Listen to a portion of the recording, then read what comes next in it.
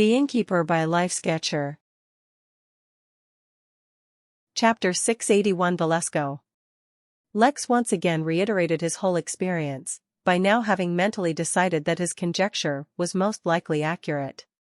Mere moments after Lex was done explaining, as if confirming Lex's thoughts, Lord Belmont said, "The elder who invited you is one of our most heavily guarded prisoners, locked up in maximum penitentiary. He has been under lockdown for a few hundred years, so there is no way he should have been able to invite you. Either someone else was posing as him, or he has found a way in and out of prison under our noses." Lex did not bother to resist his sigh. Of course he would be caught up in some grand scheme. To be honest, he didn't even care about that. His greatest concern was that he was planning on leveraging the position of the elder who invited him to host a meeting of leaders at his tavern during the upcoming wedding. Clearly that was no longer an option. But Lex had already picked out an alternative. This Lord Belmont seemed like a significant figure. If he played an integral role in resolving this situation, then perhaps he could build enough of a relationship to have him come over. For this, he would pull out all the stops, including using the golden key for the Midnight Inn, to attract his attention. So what now? Lex asked, though he already knew the most probable course of action. We have to investigate, of course. That will require some of your cooperation, as we will have to have you meet Ezio, to confirm his identity. Lex nodded, as if he was acquiesced to a request. Although Sylvia had already told him that he would be required to cooperate in case he was involved in a legal dispute, that did not apply to him.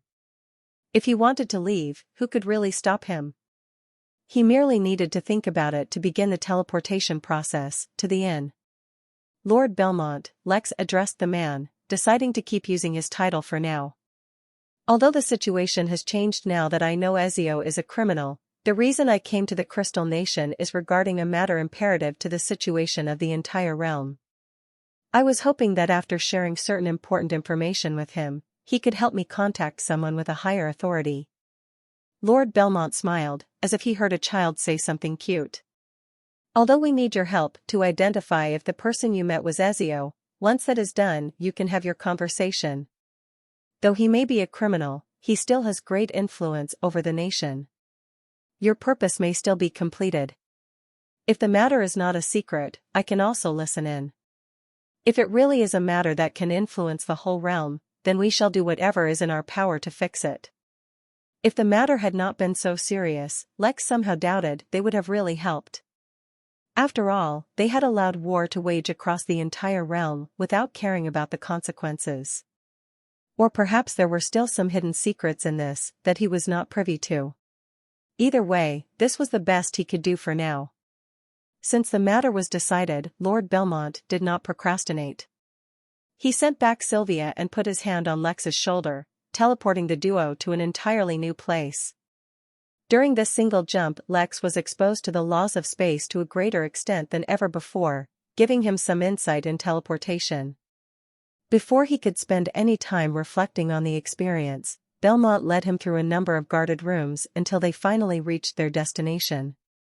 Having used them so frequently, Lex easily recognized the teleportation formation that had been established in the middle of the room. Yet how could it be that something used by the crystal race was of the same quality as others? The formation was larger and more complex than he had ever seen, and at the same time extremely beautiful. Most other places hid the formation underneath the floor tiles, but the crystal race had put it out on full display to be admired. Of course, Lex had no time to admire or learn from it, for Lord Belmont did not delay for even a second. Communication with the control room, probably through spirit senses, he ordered the formation to target Velasco. Lex could do nothing but follow along. Believe it or not, you're the first human who will be allowed to enter Velasco. Does that have special significance? Lex asked, his question displaying a lack of reverence for the crystal race. Such a thing was rare enough to be taken note of. Belmont raised an eyebrow, or what was equivalent of an eyebrow for their race, and simply said, I guess not. It's more of a matter related to security. Hold up in Velasco are the most dangerous criminals of our race. If they are allowed to escape, the havoc and destruction they could spread is beyond what others can imagine. Lex refrained from commenting, but wondered if their danger could meet the same level as the havoc wrought by the craven. He doubted it, for how can individuals match an entire hostile race? The formation activated, and Lex once again found himself in the familiar folds of space through which they traveled while teleporting. But what was unique though was that Lex was not being oppressed by the force of space, and being forced to remain in a fixed position. He could walk around and even talk so long as he stood on the platform underneath them that seemed to be teleporting as well. How dangerous is Ezio? Lex couldn't help but ask. When I met him, he did not seem like a criminal. Ezio's crimes are of a different sort. Instead of harming people, he is responsible for the destruction of the history of the realm. Single-handedly he has destroyed the history and heritage, not only of the crystal race, but of countless other races. I realize that such a crime may not seem so serious to others, but to the immortal crystal race, the destruction of history is one of the most serious crimes. Without art, culture, and history to enrich our lives, living for eternity will become a curse rather than a blessing. Many of the crystals who enter long hibernation do it so that they can find an entire host of new histories to discover. Lex nodded. It made sense, somewhat. Moreover, when he met Ezio, he seemed to be destroying any ruins that may depict any information about the arrival of the craven. It seemed even his reasoning might not be so simple. Before the conversation could continue, the teleportation ended, and Lex found himself in a similarly designed room. Though it is not entirely significant that you are the first human to be allowed in here, do take the opportunity to take in as many of the sights as possible. We crystals take great pride in our arts, and architecture is one of the ways we bring life to art in this world. Lex chuckled internally. It seemed to be bothering Belmont that Lex was not worshipping him as others usually do. He's taking this opportunity to show off.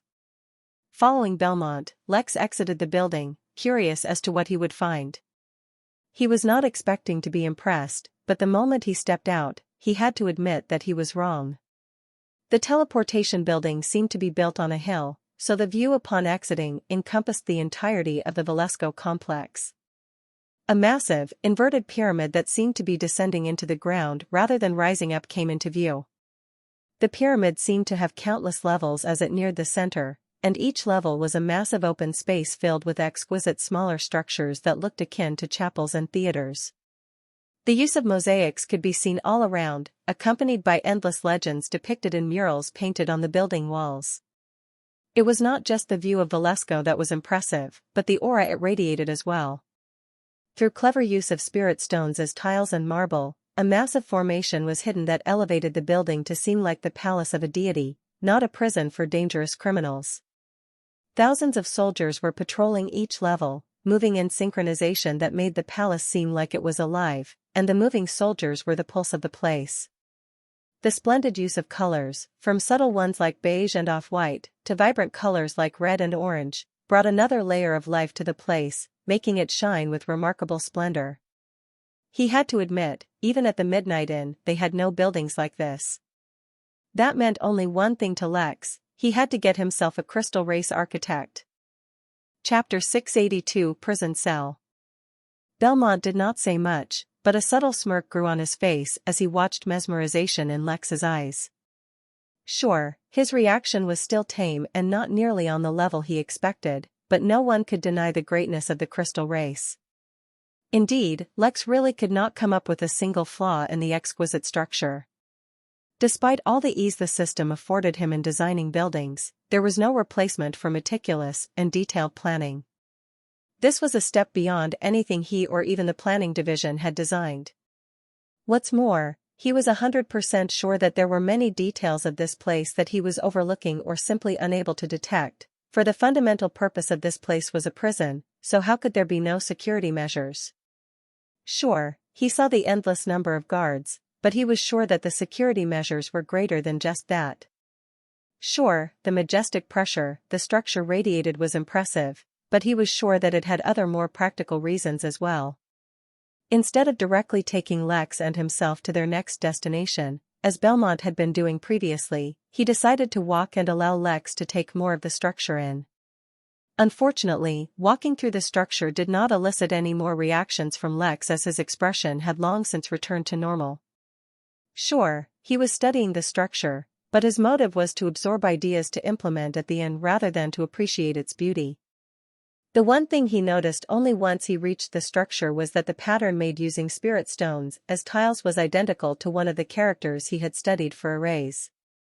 The meaning of the character could not be expressed in a single word, and the nearest English translation of its meaning, or the way it expressed its power, meant strong earth. The addition of a character into the structure's design is ingenious, Lex said lightly. Of course, now that he had seen the idea, he could mimic it at the inn, but something told him his implementation would still fall short of the original architect that designed this place. Returning to nature is a strong theme within the crystal lifestyle, Belmont said with pride. Biomimicry goes beyond just basic shapes and structures. True biomimicry is when one is able to recreate the laws of the universe within one's own design. Lex nodded very seriously. This was already a very enlightening experience for him. If he could recreate what he learned here, and implement it across the inn, he felt he would reach a whole new level. But he still needed to study more. He had only seen things at a surface level. The most ideal situation would be if he hired a crystal race architect for the inn, and then thoroughly studied his process and learned it himself. Though they were walking, it was not as if they were out for a casual stroll. Their speed was still incredibly fast, and in mere minutes they reached the center point of the pyramid, which was the entrance to a massive and elaborate underground structure. Once inside, they took a spiral staircase that seemed like it was carved right out of the ground and seemed to go down forever.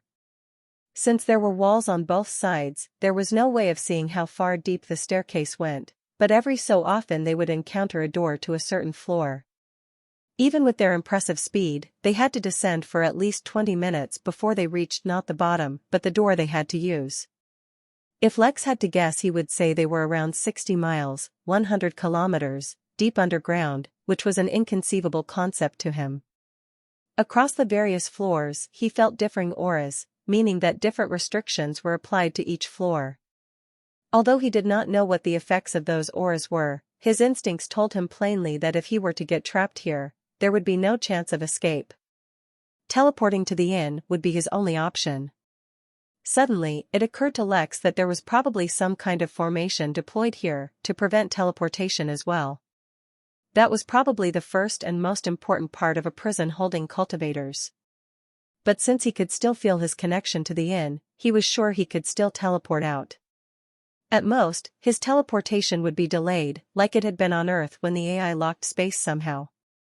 Lex continued to study the elaborate complex and took down notes as they went along. Luther had long been asking for a prison, and Lex was considering taking inspiration from here and making one for him to manage when he returned from the war. After going through various twists and turns, and descending several more floors as well as traveling through short-distance teleportation formations which could not be accessed from outside the structure, they finally arrived at what was supposed to be a prison cell. To Lex, however, it seemed like an underground mansion furnished luxuriously. Was this really the crystal race's concept of a prison? He was dumbfounded. This made even Swedish prisons look drab. The duo did not knock or announce their presence, and simply walked through the force field that was shielding the prison cell. They entered the building and made their way through, as if Belmont knew exactly where Ezio would be, and indeed, he was correct. They found their target meditating inside what looked like a Zen garden, a small bird resting on his shoulder. Small yet colorful insects flew around him, reminiscent of butterflies and ladybugs. The scene was very beautiful and peaceful to watch.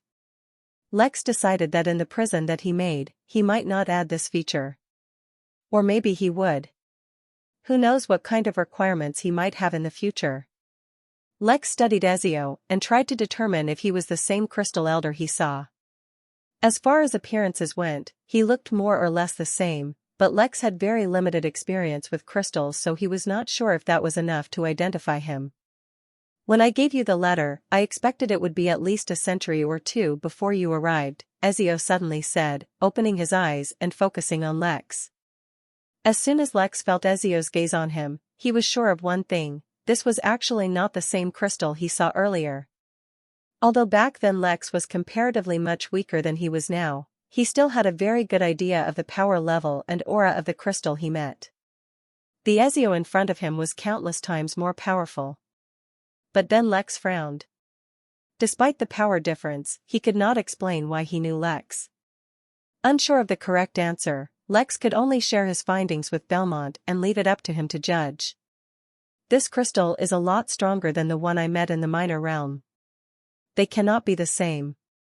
Both Ezio and Belmont were surprised by the certainty in Lex's voice. How can you be sure? Asked Ezio, studying Lex thoroughly. About these things, I've never been wrong yet. You're definitely a lot stronger than the crystal I met before. Ezio shook his head in disappointment. There's a reason for that. If you had arrived in a couple of centuries as I expected, it wouldn't have mattered. But now that you've arrived so early, my plan is completely ruined. They'll find out sooner or later anyway, so I'll just tell you.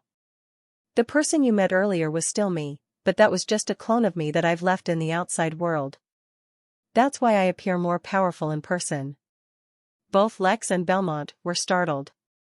Lex had been searching for a good cloning technique for so long.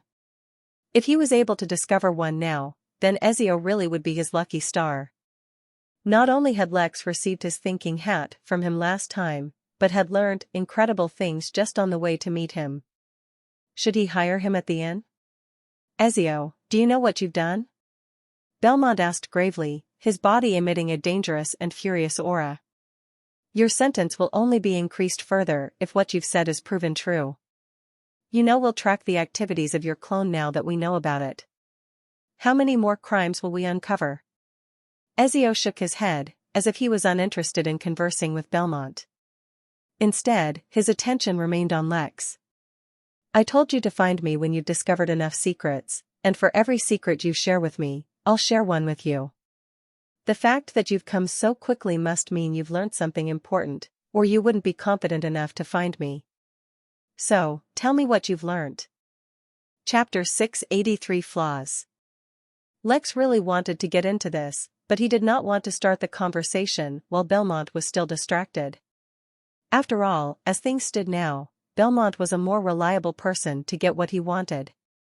At the same time, he had already started making plans for how to proceed if neither of them decided to help. The situation had already deviated from what Lex originally would have expected, and although the situation was not completely out of control, it was best to be prepared for the worst. Although common sense dictated that faced with the destruction of this realm that they lived in itself, they would definitely want to resolve the problem, he wanted to be prepared for the worst in any case. I have, indeed, learned a few things that I want to discuss with you. But before I get into that... Lex did not really continue, but he looked towards Belmont, who still looked furious. Ezio sighed, as if he had been asked to take care of an extremely tedious matter. Eventually though, he turned to look at Belmont. What is it that you are surprised about exactly? That in this instance of forceful imprisonment, I did not cooperate with you wholeheartedly? Are you familiar with the concept of prisons and prisoners? What part is surprising for you exactly? Allow me to educate you on the matter. Despite the blatant condescension, Belmont was not provoked. Though he allowed a bit of his pride to get to him when it concerned Lex's reaction to the Crystal Race's achievements, in professional matters he maintained his calm always.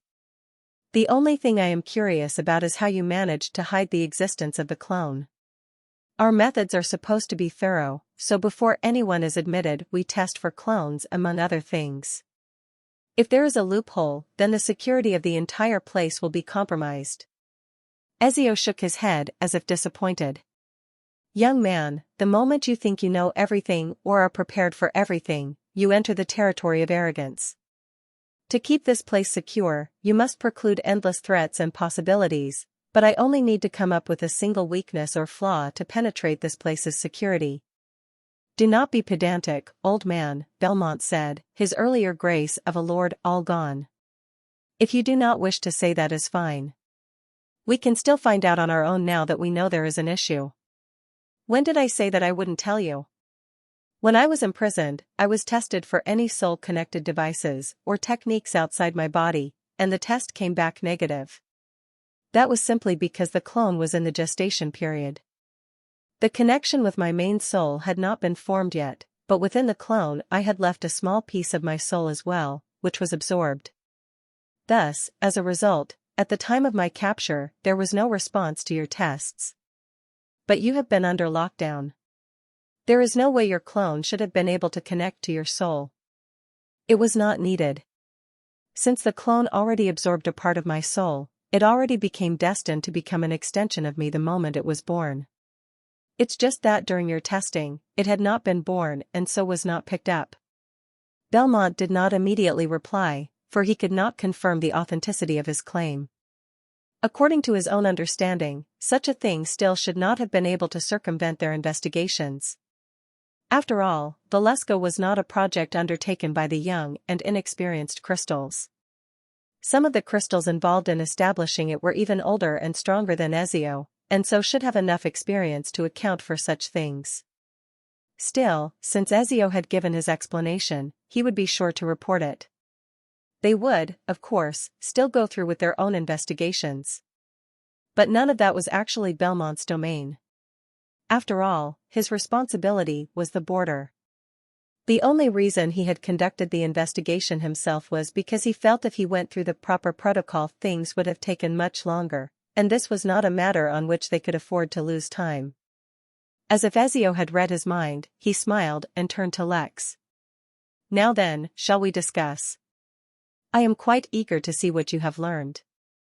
I'll have you know, quite a bit of effort was put into erasing records of events from back then. Even many of the people who lived through the time remain ignorant of what actually happened. But do not be too worried. Even if what you have learned falls short of my expectations, you can always visit me again later. After all, like I said, I was not expecting you for another century or so. Lex did not hesitate to smile as he heard Ezio. Clearly the crystal did not want to raise its hopes too high for whatever Lex had managed to learn, and was trying to leave an opportunity for him to return in the future. He had no idea why he would be allowed to visit Ezio again in the future after his misconduct had already been discovered. Perhaps he was expecting some leniency for unknown reasons. But that did not matter, for Lex could not even determine if the realm had a few centuries left to exist. What if the realm was destroyed long before then? What would be the point in keeping all these secrets by then? I am also eager to see if I can meet your expectations. After all, if I cannot, who knows if I'll ever be able to get a chance to meet you once again. If you don't mind, I've also asked Lord Belmont to listen in on our conversation, since I may need his help in the matters that follow. Occasionally missing content, please report errors in time. Chapter 684 Silent.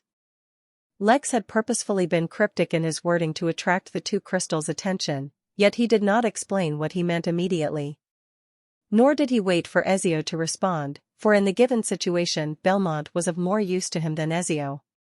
Moreover, based on his behavior of eliminating records of what happened, who knew if he was somehow complicit in whatever scheme was in place which was resulting in the realm's degradation. Therefore, while he wanted to still have a conversation with him to uncover as many secrets as possible, he had to ensure Belmont stayed as well. If I'm being entirely honest, I haven't had any time to conduct any real research into the matter myself, Lex confessed. Anything I learned was through a series of coincidences. There are some things the sources of which I can share with you, and some that I cannot. It's up to you whether you trust me or not, or find my narrative believable. I will assume that you already know about the existence of realms, so I won't go into detail about them. The first thing that requires scrutiny is that I was informed that this realm is suffering from some kind of anomaly. Both the crystals were taken aback by Lex's knowledge of realms. This was not a topic that could be considered common knowledge even in more mature realms, let alone the crystal realm. Technically speaking, such information should have, at most, been shared with those who were about to break through the limits of the realm and transcend. Even then, most immortals actually thought the stories of ascendance and going to a higher realm were just rumors, and that Earth immortals were actually the limit of cultivation. Only a select, elite few knew the truth. The crystal race was an unusual exception to this solely due to the fact that their entire race was abnormally powerful. Although for many of them, their cultivation rate was low, mainly because they felt no pressure to cultivate quickly, it was a common perception that every member of their race would reach the immortal realm sooner or later. After all, the entire race was immortal. Even if they cultivated at the slowest pace possible, sooner or later they were bound to make enough progress to reach a higher realm. While other races had to speed up so that they do not become victims of declining vitality and their bodies failing them, the crystal race had no such concerns. As a result of this, they were a lot more liberal with sharing sensitive information as well. After all, to them it was only a matter of time till they became eligible to learn this information. It was only learning a little earlier than later. Using his sixth sense, Lex knew that his words had an impact on the two crystals, but he did not pause for emphasis. There was too much to cover. I repeat, I was informed that the realm itself is suffering from some kind of anomaly, not that there is an anomaly inside the realm. Out of curiosity, I began to conduct some research on the matter. Due to my limited power, I obviously could not begin searching the entire realm, so then I began studying the history of the realm. The thing that stood out to me the most in the recent past is the abrupt hegemony of the Craven. I tried to look into the Craven a little more. Were they some suppressed race, hidden off somewhere in the realm? Were they a race that was born from mutation? Or, perhaps, were they invaders from another realm?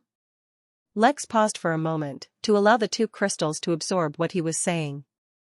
The most unfortunate thing was that if Lex had been able to converse with Luther and the others, and talked to them about it, the Craven would have been extremely familiar to them. It was not like they had run into the Craven anywhere. Instead, they had already faced biological creatures who had been designed explicitly to fight against the inhabitants of a certain planet. If they had heard Lex's explanation, their first thought would have been that the Cravens sound like they were designed explicitly to take over the crystal realm. These were, again, things I could not verify on my own, but I continued to pay attention to them and how the various nations reacted to them. Although I cannot begin to guess the rationale of the crystal race, the reactions of the other races confused me as well. Of the original 7 great nations of the crystal realm, an entire nation had been wiped out by the Craven, yet still the remaining nations never sought to retaliate against them, and were forever satisfied to continuously lose land to their invasion, one county at a time. At first, these were only my suspicions. But then, I met someone from the royal family of the Hum nation. Although he himself did not understand the reason, I learned from him that the human race had purposefully been avoiding retaliating with full force. They had artificially engineered a situation where the Craven were putting immense pressure on the entire nation, chipping away at it bit by bit, and somehow they were content with it. In fact, if someone were to take independent measures to retaliate against the Craven, and achieved a certain level of success, they would be stopped from continuing to do so. The fact that the royal family itself is preventing retaliation against their sworn enemy is just too suspicious. Lex was about to continue extrapolating, but Belmont interrupted him. The matter with the Craven really is too confusing, he said, admitting to lacking certain knowledge himself. According to latest reports, an unprecedented army consisting solely of immortal Craven has laid siege all across the realm, save for the territories of the Crystal race. Yet when our allies solicited the Crystal Nation for help due to the extenuating circumstances, our leadership remained suspiciously silent. Chapter 685 Secrets. Lex was shocked to hear the scope of the war taking place. An entire army formed only of immortals? Especially an army large enough to face the entire realm? How many immortals would that even be? Hundreds of thousands, no doubt, maybe even millions. Was it even possible for the Crystal Realm to produce such a massive army? The surprised Lex then looked from Belmont to Ezio, who wore a troubled look, but not a surprised one. The scope of the army is unbelievable, he said, fearing what he would do if such a force invaded the inn. He probably didn't even have enough MP to hire enough guards to fight such an invasion off. He really should start upgrading his butter knife again. But I don't know why you're surprised about the fact that the Crystal race is not lending a hand. Based on what I know, they have never interfered in the Craven War unless their own territories were at risk. The fact that they are choosing not to get involved, especially since there is such a massive threat, should make sense, right? Although Lex was not asking directly, he was hinting at the fact that for some reason the crystals refused to help. Only if their rationale was explained could Lex understand if their lack of action this time as well fell in line with their ideology, or there was some other reason for it. Belmont was about to explain, but Ezio spoke first.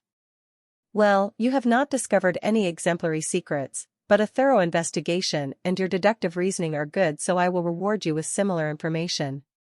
Ezio slowly stood up from his meditation position and beckoned them to follow him as he exited the meditation garden and entered a salon. Lex, once again, could not stop himself from wondering how any of this was supposed to be a prison.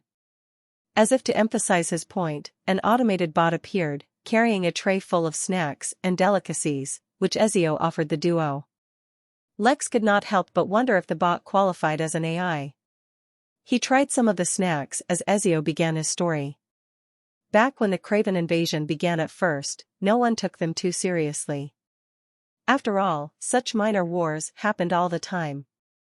Moreover, regardless of where they came from, no one had too much of a significant impression of them.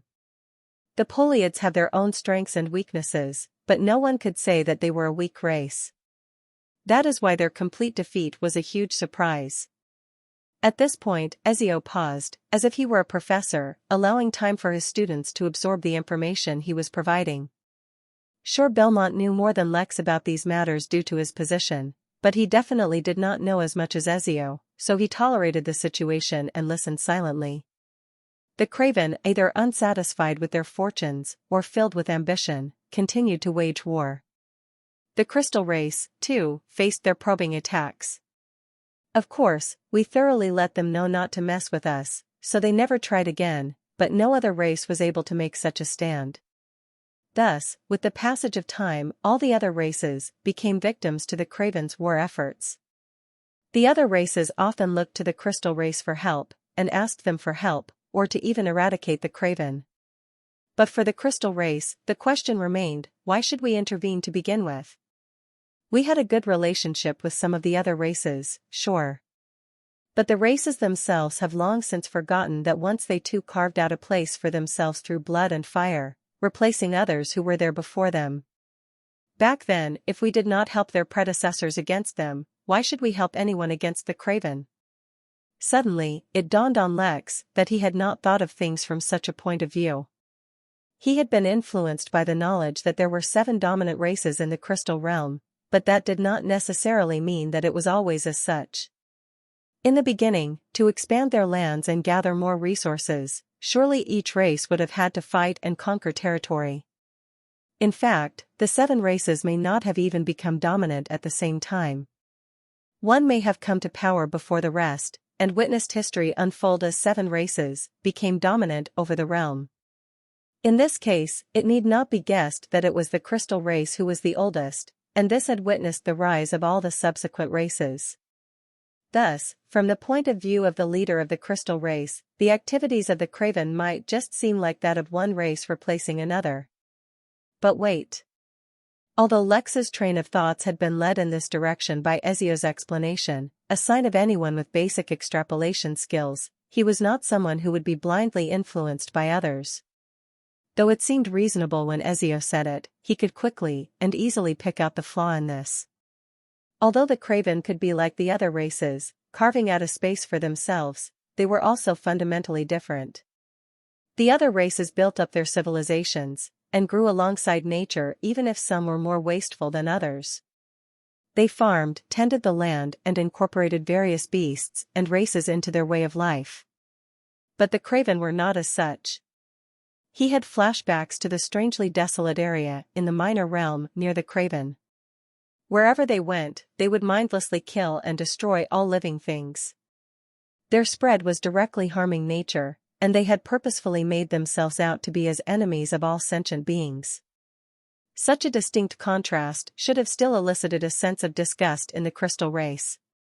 It should have been easy for them to determine that even if the Craven were not a threat to them, their spread across the realm would directly harm the environment of the realm, and ultimately lead even the crystals to suffer some loss. If things went to an extreme, the Crystal Nation might eventually become the last habitable place in the realm if the Craven continued to spread the way they had been for so long. It seems you have noticed the flaw already, Ezio said, with a chuckle. Yes, what you have heard right now is only the nominal explanation given out to the public. The real reason is a lot more straightforward, and at the same time a lot more shocking. Since you know about realms, you must also know that upon surpassing the Earth Immortal realm, they ascend from the Crystal realm and go to another. They do not head towards a random realm, but one called Primordial Garden. As one can reasonably expect, the Crystal race also has a presence there, though admittedly we are nowhere nearly as indomitable there as we are here. When the Craven invasion began, even before the Poliids were defeated, the Crystal Nation detected the true threat that such a race faced. Just as we were getting ready to lend a hand, we were contacted by one of the elders who had transcended the Crystal realm. Contact through the realms is not easy, and so is reserved for only the most important news. The details of that message I will keep to myself for now. All I will tell you is that afterwards, all plans to actively act against the Craven were abolished. Lex was shocked, but at the same time he already expected some kind of conspiracy, so this was an acceptable outcome for him. It was instead Belmont who was shaken the most. Lies. You have to be lying. I have never heard of such an absurd thing, he roared furiously, the crystal that made up his face taking on a red hue. Why are you reacting like a spoiled child? Ezio asked, almost annoyed at Belmont. It's easy to confirm. Now that you know, you can consult the permanent members of the Crystal Parliament. They will only ask you how you find out, and then fill you in on the details. The more confident Ezio sounded, the more shaken Belmont became. If he were not already sitting, he might have stumbled. Lex did not understand the relevance as to him. It made perfect sense. If orders or instructions came from a more senior person within the same race, it made sense that they followed it. That did not necessarily mean that the Crystal race was the mastermind behind the scenes. Maybe they were just avoiding some hidden, unknown danger under the guidance of their race members from a higher realm. It was too soon to jump to conclusions, as there could be many explanations. Unfortunately, it seemed like he would not find out why Belmont was so startled right now. Do you have more? Ezio asked Lex. From the way you spoke, I'm sure you've learnt more important things. Chapter 686 Unexpected Response. The way Ezio continuously dismissed Belmont was more than a little insulting. Perhaps there was some history there, or maybe Belmont had some kind of negative reputation amongst the Crystal race. Outsiders, such as Sylvia, would still worship him, but within his own race, perhaps he was looked down on by a certain class. That would also explain his need to boast in front of Lex and feel superior. That was not necessarily a bad thing, for Lex at least. Equipped with this knowledge, he could think of more ways to get what he wanted. After all, he was nearing the end of what he knew. Although the accumulated evidence kept on pointing towards the anomaly being something to do with the Craven, what if that was not it at all? Sure, the Craven could still be a part of some scheme or conspiracy, while the anomaly could be caused by something else entirely. What if the anomaly was actually related to the mysterious birth of monsters in the darkness? Sure, that had a much longer history in the Crystal realm, but whoever said the anomaly was new and not old? Gathering all his thoughts, Lex took a deep breath in and added all the new information he heard and quickly thought of how to incorporate it into his own theories. Fortunately, for now, all the revelations seemed to support his assumptions. Well, yes, I'm about to get to the core of the matter. But first, let's recall what we now know. The royal family of the Hum nation, and possibly the leaders of all other nations, were for some reason suppressing full retaliation. Now, whether having reserved their forces so far will pay off or not facing such an unprecedented assault remains to be seen. But unless they all had foreknowledge of this attack, holding back their forces made little sense. That is the first point of suspicion.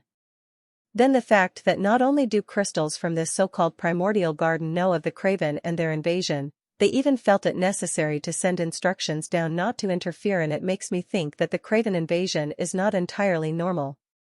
Either they were sent from another realm, possibly even the primordial garden. Lex paused and gave Ezio an uncertain look before continuing, or perhaps there is a tier or portal in the realm somewhere, directly linked to wherever the Craven are coming from.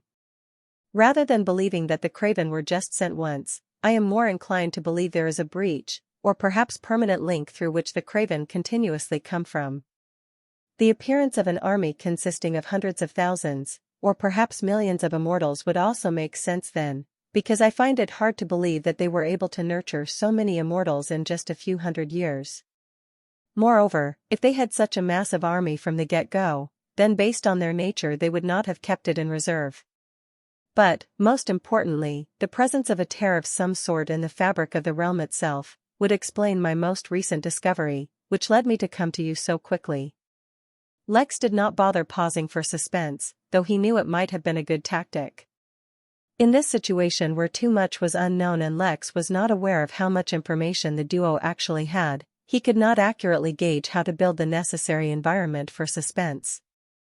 In this case, it was the actual revelation itself that would have to suffice as the ultimate shock. So that you can corroborate this information if needed, I will share with you in detail the sequence of events. In the unowned lands, in the territory of the Noel family, in a small port town called Babylon, I have a tavern called Midnight Tavern. From there I noticed an abnormality in the sea, and ventured forth to investigate. There I encountered the territory of a peculiar trollop named Toro. There I learned that an unusual liquid had appeared in his territory which appeared enticing to all living beings, but would actually end up severely harming any who came in contact with it. Lex spent a few minutes describing in thorough detail what the liquid looked like and the features it presented, and even pulled out a picture of the liquid he had stored in his spatial bangle, and showed it to them. The liquid was turning all passerbyers with an even slightly weak spirit into mindless drones, and so Toro was quite eager to get rid of it. As a result, I took a sample and consulted a senior I know about the results. The liquid is called Cosmic Erosion Elixir. According to him, the liquid is produced as a result of a realm destabilizing due to an external influence. The birth of the elixir means that the realm is on the path to self-destruction. Belmont scoffed, as if he had heard the most absurd thing ever. The elder is completely misleading you. I have never heard of such an absurd thing. The realm. Belmont stopped talking, or rather his voice stopped traveling to them, when Lex gently reached out and seemed to grab space. He was using impervious hands and augmenting the ability with his own spiritual energy, which allowed him to somewhat make use of space affinity. Since Lex had not practiced much of his affinity, he could not use it as effectively as Z, but that did not mean he was completely inept. After months of long-distance teleportation, he had already gained some insights on how he could make use of his ability. By grabbing space, even if lightly, he produced some visible wrinkles in space. This was not much, and the wrinkles could not even be used to attack or defend, but they were enough to block out the sound of Belmont speaking. I've already used the cosmic elixir to gain spatial affinity, so I can guarantee that it is real. Moreover, since the crystal race can contact others from other realms, why do you assume no one else can do the same? He pulled out a golden key, suddenly attracting the full attention of both crystals. Even without Lex's explanation they could tell that there was something special about the key, though they still waited for him to explain. Ezio was especially intrigued, for this previously simple distraction he had found for himself had turned into something extremely interesting. This is the key to the Midnight Inn, a place for guests and travelers across the universe, regardless of any realm. Let me show you. He smiled at the two, and chose to return to the inn. Due to the heavily placed restrictions on space, there was an awkward pause as Lex's return was delayed a little. Just as Belmont was about to speak, his pupils constricted and his cultivation roared to life as he saw Lex disappear from right in front of him. His spirit sense flooded the entire prison cell as he tried to locate Lex, but there were no signs of him at all. But as Belmont grappled with the thought of the ramifications of teleportation within their most secure prison, Ezio frowned, the look in his eyes becoming more and more grave. He now had reason to believe what Lex was saying was true. If that was the case, and their realm really was at risk of destruction, then… The couple of minutes Lex disappeared from the cell were spent filled with turbulent emotions for the duo, and his return did not exactly calm them down. Belmont, especially, reacted extremely aggressively, and locked down Lex with his spirit sense. "What conspiracy are you plotting, human?" the crystal roared in anger, unable to think clearly. "Do you wish to break the prisoners out of Velasco? Who are you working with?" Lex, who had returned feeling good, assuming that he was about to establish good relations with the crystals, was taken by surprise. Wasn't this reaction a little too strong? But then his good mood was spoiled. Even if he was planning on using the crystals, he had never acted with bad intentions in mind. As such, he absolutely did not appreciate being treated as such. With his body frozen still and the pressure of an immortal bearing down on him, Lex was not filled with fear. Instead, his eyes were filled with a dangerous anger. Ezio, who had been ruminating amongst his own thoughts, suddenly noticed the abnormality and sensed that things were not normal. He suddenly realized that if Lex's claims were true, and he had the ability to travel between realms, then his background absolutely wasn't simple. He could not allow that duffer Belmont to screw things up. "Belmont, restrain yourself," he let out a roar, his voice filled with an unknown power. Though he was supposed to be restrained, and did not have access to all his abilities, his voice should have been enough to wake him from his manic state. Unfortunately, it was too late. Chapter 687 Contract. Although Lex had an impressive defense, he was nowhere near strong enough to cause immortals any harm. The qualitative leap in power over each large realm resulted in a difference that could only be measured on a scale of order of magnitude. Basically, Lex could do nothing to harm them. This was moreover so for a race that was not only inherently stronger than humans, but had a longer lifespan and more well-developed techniques. All he could do was return to the inn, admitting failure. Moreover, as the place that he returned to the inn to was from prison, he would only be able to return there in the future if he wished to enter the crystal realm. Basically, he was stuck. The only option for him now in the crystal realm was to use his remote presence ability. But Lex was not resigned to running away. Although, yes, if he kept a cool head and behaved logically, he could endure the suppression of Belmont until Ezio knocked some sense into him. The situation was, after all, not yet resolved. There was room for it to progress in any direction, and he could salvage things. But Lex had long shed his training to cooperate with the authority which living in the legal system on Earth had embedded in him. Yes, he had been pinning his hopes on the Crystal Nation. But that did not mean he was helpless without them. So while suppressing his frustration could lead to a better outcome, he was not totally dependent on the Crystal race either. Now that he was not dependent on them for anything, he did not have to fear acting against them. But the question was, what could he even do? There was absolutely nothing he could do that could harm immortals. Moreover, they would notice and then stop him as soon as he even tried to do anything. As if that were not all, he was even frozen in place. He had no options, supposedly. Although the pressure of the immortal held him in place, it did not extend to the depths of his body, or else even his blood would be frozen in place, and he would die. If his internals were not frozen, then he could manipulate his spiritual energy. Of course, using any technique right now would be futile, but he still had a raise, did he not? "Belmont, restrain yourself," the voice thundered in the small room, waking the Lord from his manic episode, and restraining his aura. But in Lex's eyes, the duo did not see the relief of someone who escaped the wrath of an immortal. Instead, in his eyes they saw the scorn of someone even more prideful than an immortal. The duo was once again surprised, but before they could react, Lex once again disappeared, for good this time perhaps. But he did not leave without a departing gift. 2 arrays hung in the air where he had been. The first was a simple array that left behind a voice message. "I came to the Crystal Nation with good intentions, to warn of an impending doom. Yet all I found were conspiracies and hostility. Perhaps the reason they do not fight against the Craven is because they already know this realm is bound to be destroyed, and have already secured their own escape to the primordial garden. Why should they waste their time and effort protecting the poor vermin they know will die sooner or later anyway? The message was full of spite, and it was clear that Lex had developed an incredibly negative opinion of them. But who could blame him? Being oppressed by the aura of an immortal was easily said, but not easily endured. The physical and mental strain of such an experience could leave others crippled. In fact, the first time Lex had been exposed to the aura of an immortal was also during the crystal realm, and had left him unconscious for a long time. Though he was much stronger now, and would not be rendered unconscious just from being exposed to aura, it was still an unpleasant experience. He also did not like the notion that others felt that he could be manhandled. Just as the duo was absorbing the words from the first array, Belmont even feeling a dash of guilt for overreacting, the second array triggered.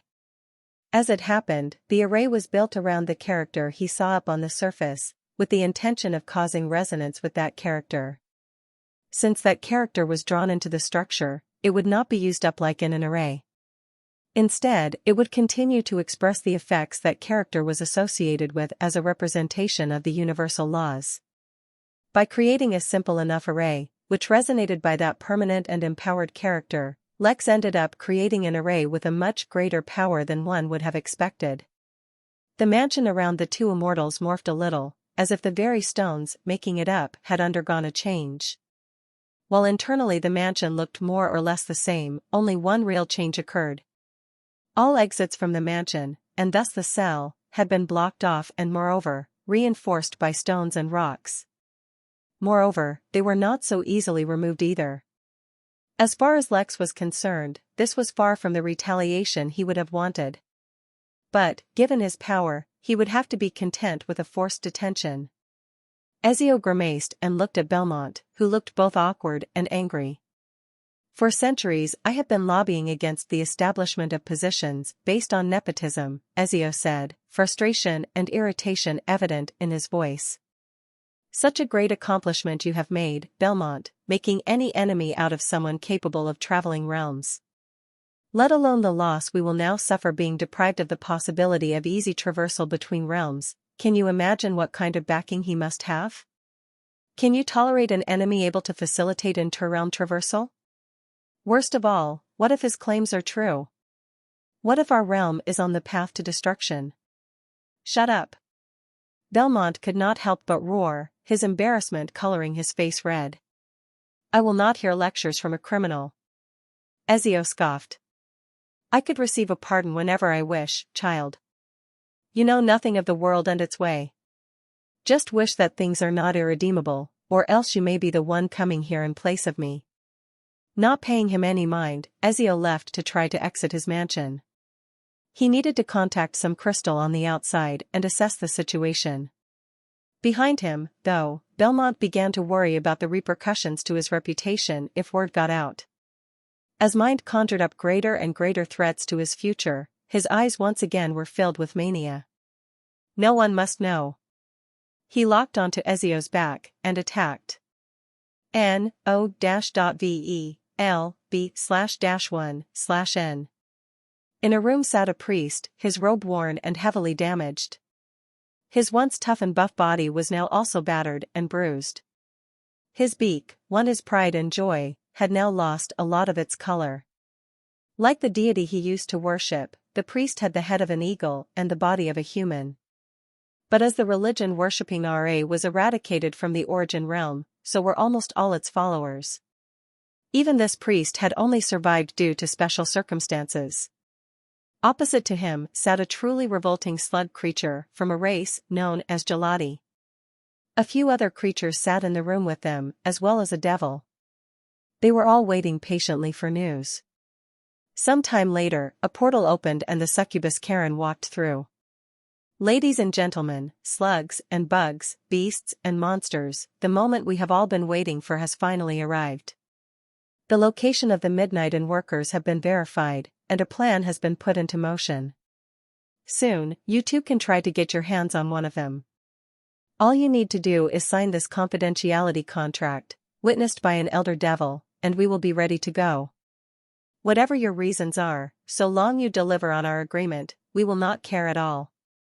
There was no clapping or celebrating, as everyone in that room was in a sour mood. They were all gathered here as enemies of the Midnight Inn. Some of them just wanted to hurt the inn somehow, while others wanted to blackmail them, while others still wanted to dissect and study those workers. Their personal reasons varied, but they were unified in their goal. One by one, they got up and signed the contract. In the corner of the room, a devil watched with eager eyes and a mass of grins as he rubbed his hands together. Breaking a contract with a devil was nigh impossible, but the devils oh so loved it when someone tried to do so.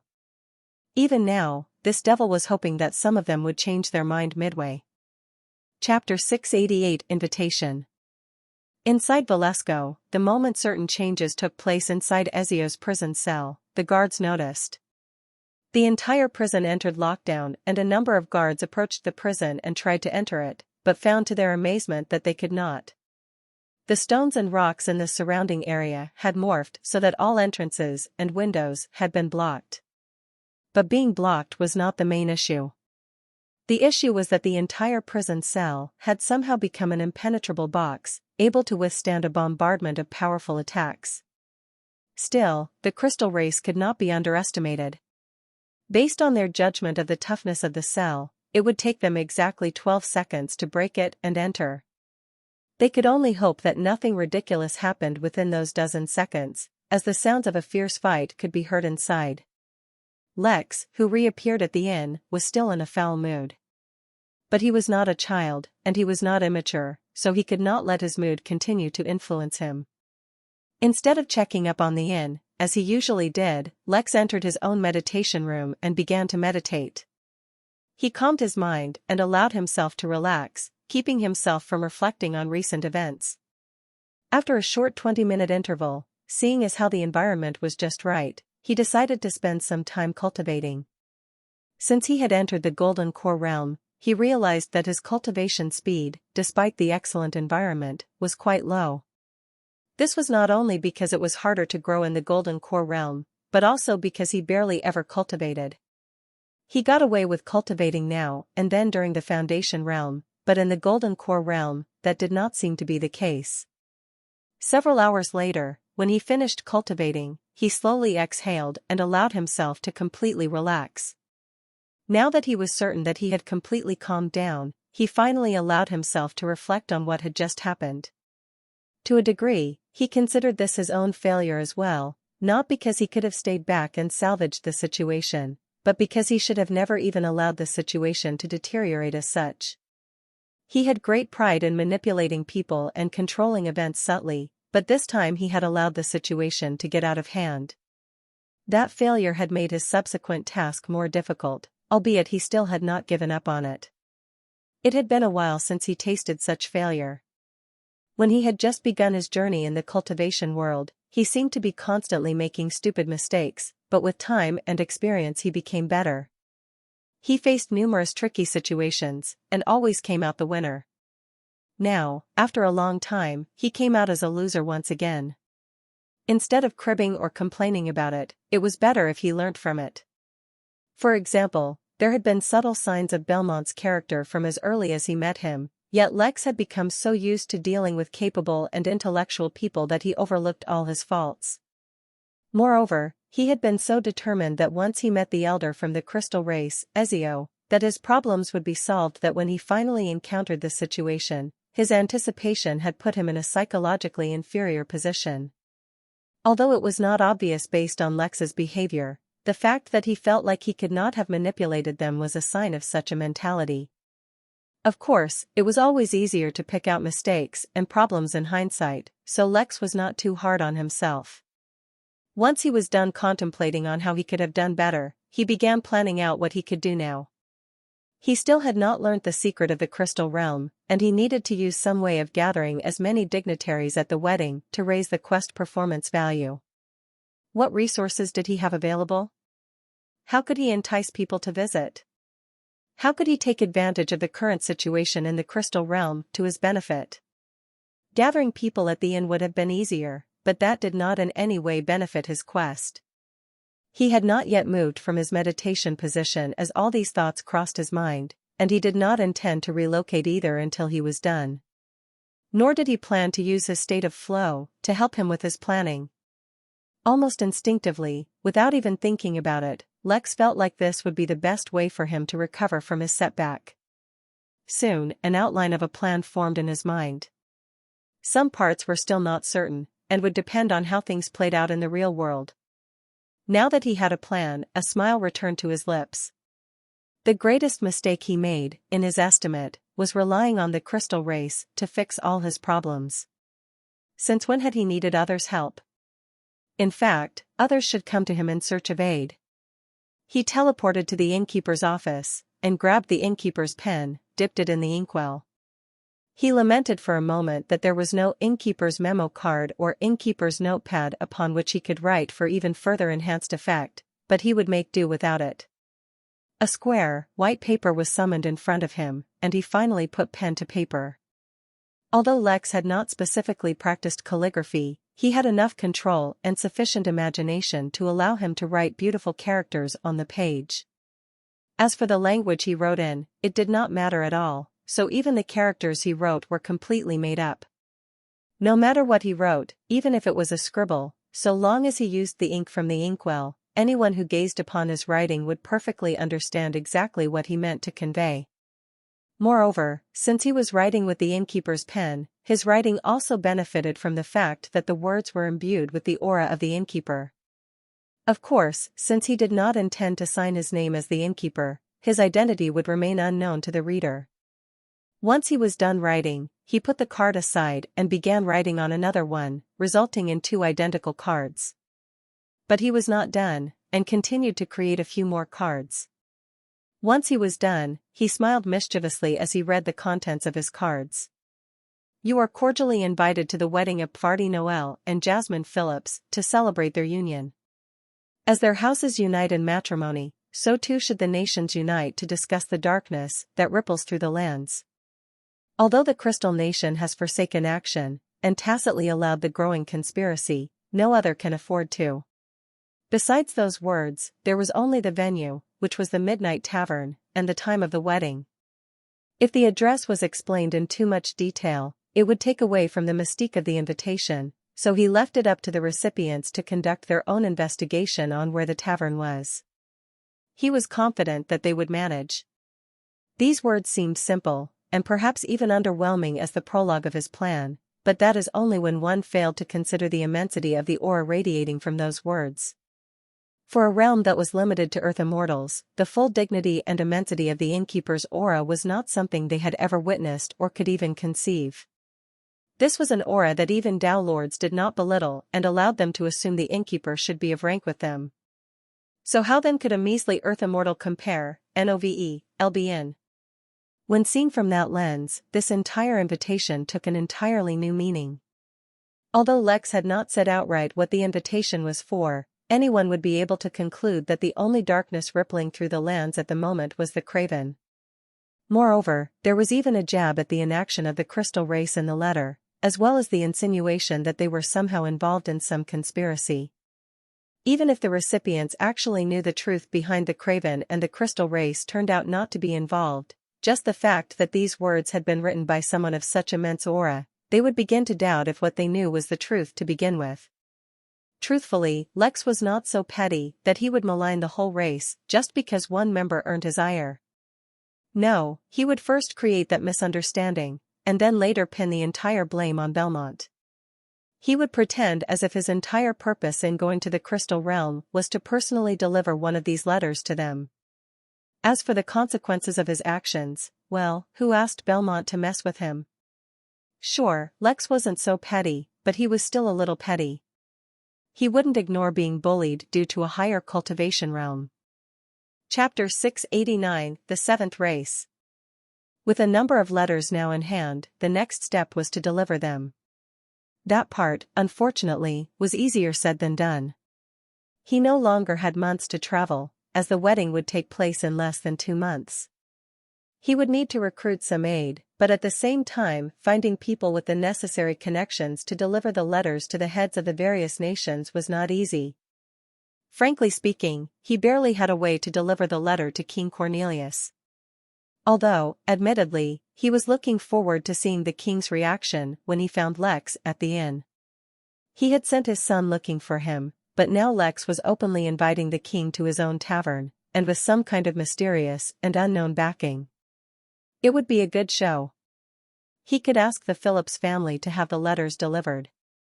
The letters may reach or they might not, as the connection of that family to other nations was of questionable value. He had a better idea, though admittedly it was a little crazy. First, though, he scanned the inn. It would be a test of his luck if it turned out. He smiled and teleported away, reappearing at the bar inside Midnight Manor. A sulking crown prince by the name of Aegis was futilely attempting to intoxicate himself with the selection available at the bar. Unfortunately, Lex had nothing that would work on immortals, and so he was failing miserably at his objective. Defeated, for now, he was resting his forehead on the bar as he pondered on the future.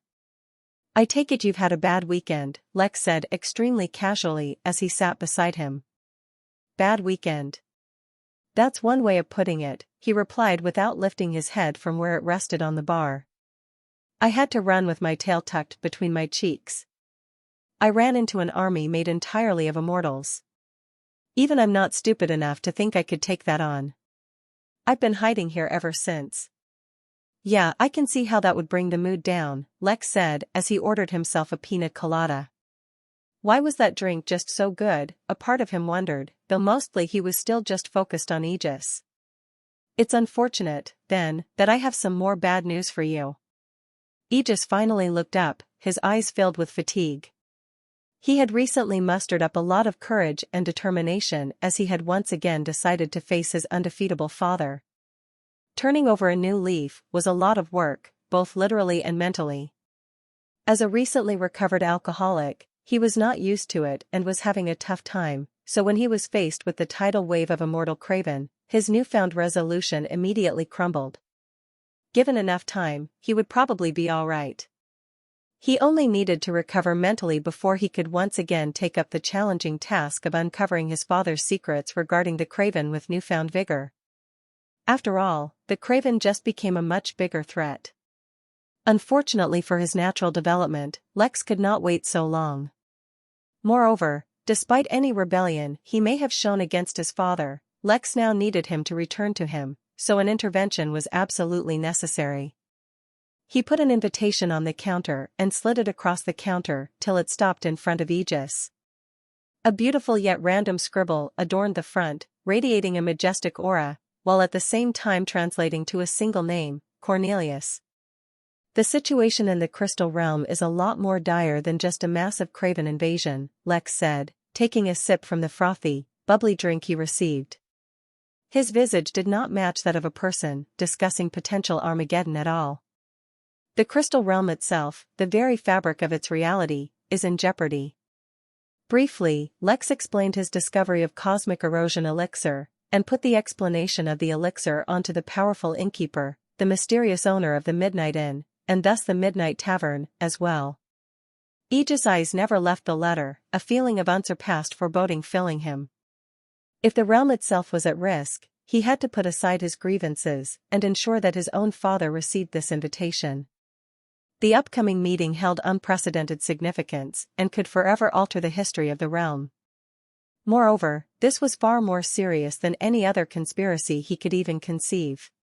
He needed to confront his father and discover if he had foreknowledge of this threat. If he did, Aegis could not even imagine what he would do if his father already knew of this. "As it happens," Lex continued, waking Aegis from his reverie, "I need to send invitations to the leaders of the other nations as well. Do you have any idea how I can do so? Delivering the letters to the capital of the nations of Varns, as well as the Sentinels, is not an issue at all.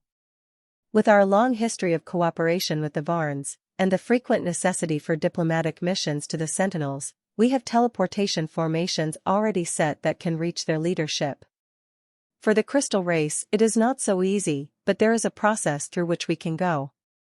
The new country formed by the Poliads is completely out of our reach, and we have no ties with them, so I cannot help you there. The Trollops don't really let outsiders into the sacred lands, so delivering a message to them is difficult. Lex nodded, as if that was already a great help, but then suddenly paused. He counted in his head, and suddenly realized that the number didn't add up. The crystals, humans, Trollops, sentinels, Varns and Poloids together formed 6 of the 7 races that occupied the crystal realm, but the 7th wasn't even mentioned.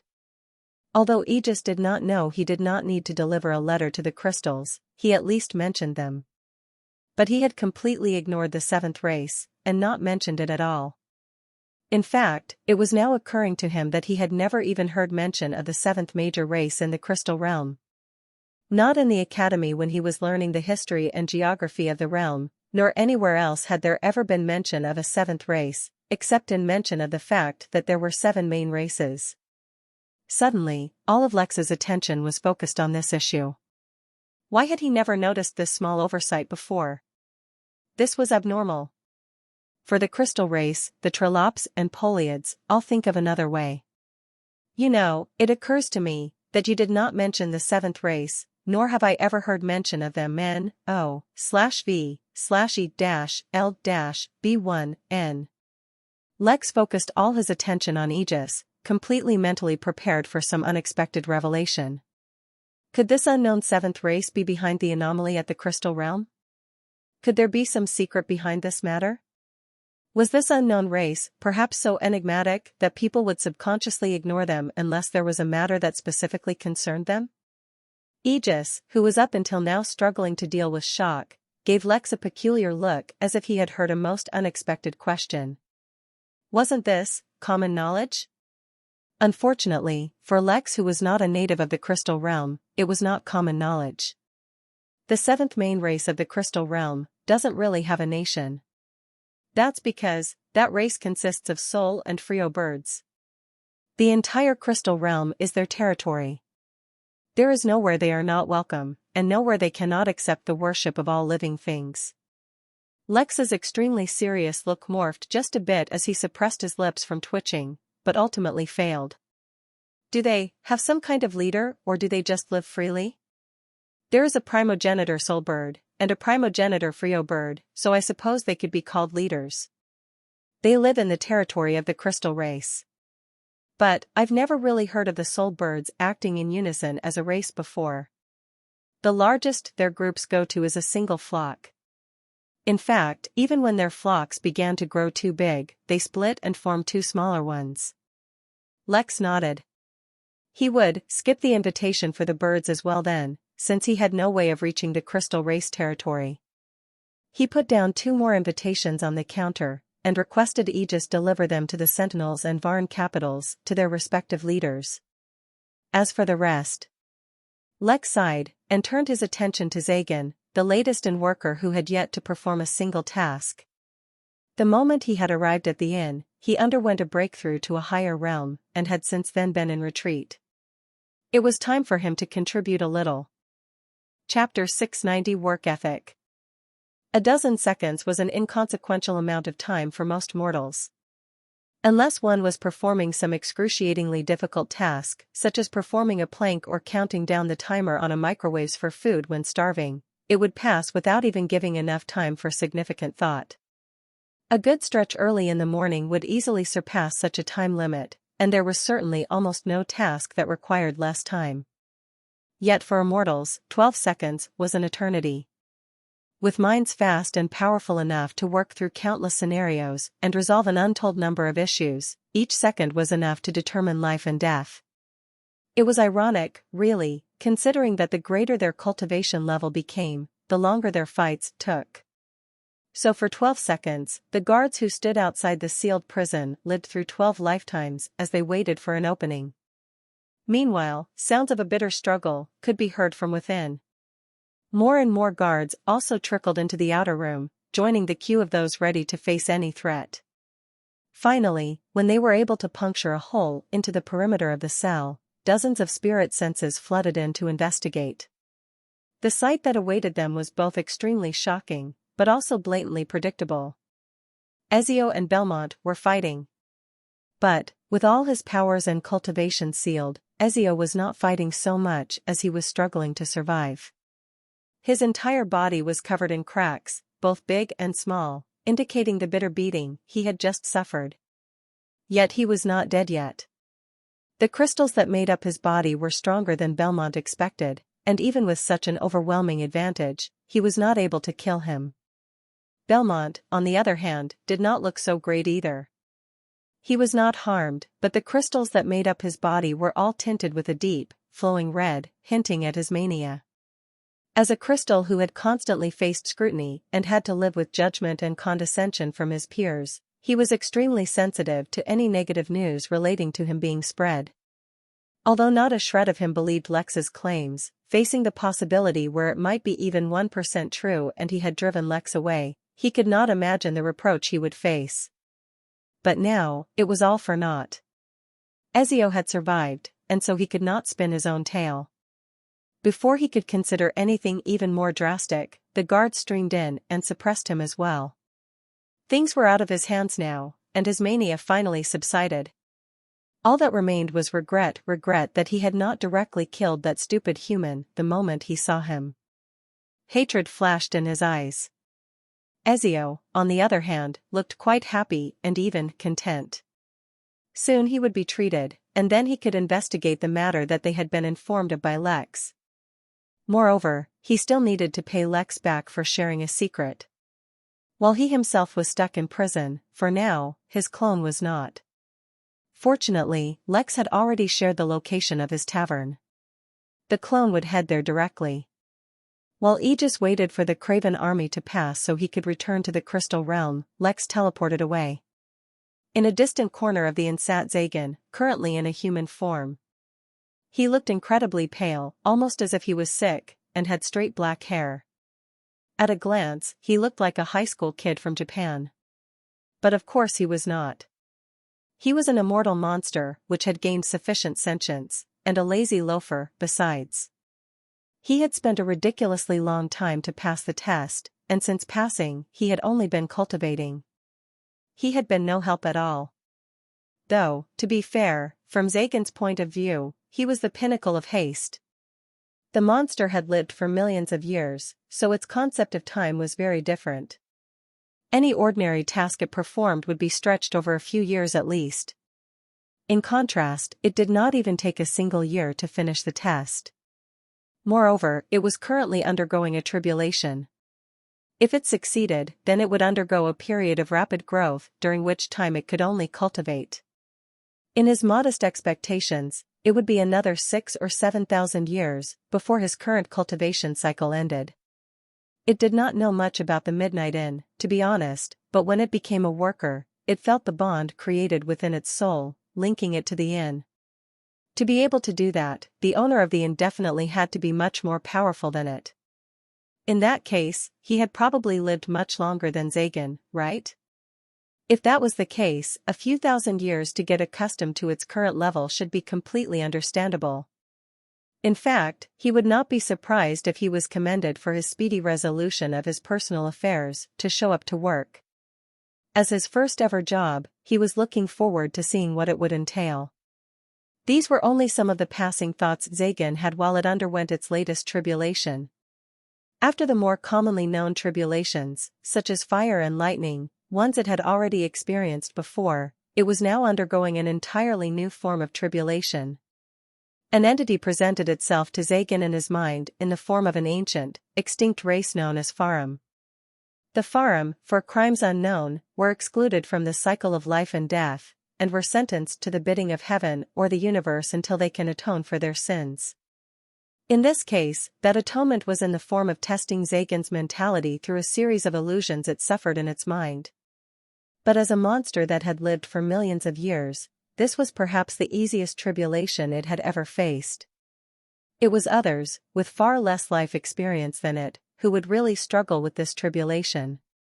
Just as it was focused on its illusion, it felt a physical stimulus attracting its attention.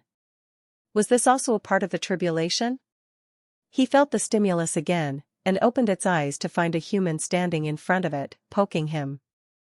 Zagan immediately shut his eyes again. Although the tribulation it was suffering was easy, it could not afford to be distracted. Opening his eyes activated all kinds of techniques and abilities which subtracted from his main energy reserve. Too much of such stimulation would be dangerous, for he currently did not have the ability to control his cultivation. "What do you want, human?" he asked, his tone filled with arrogance and condescension.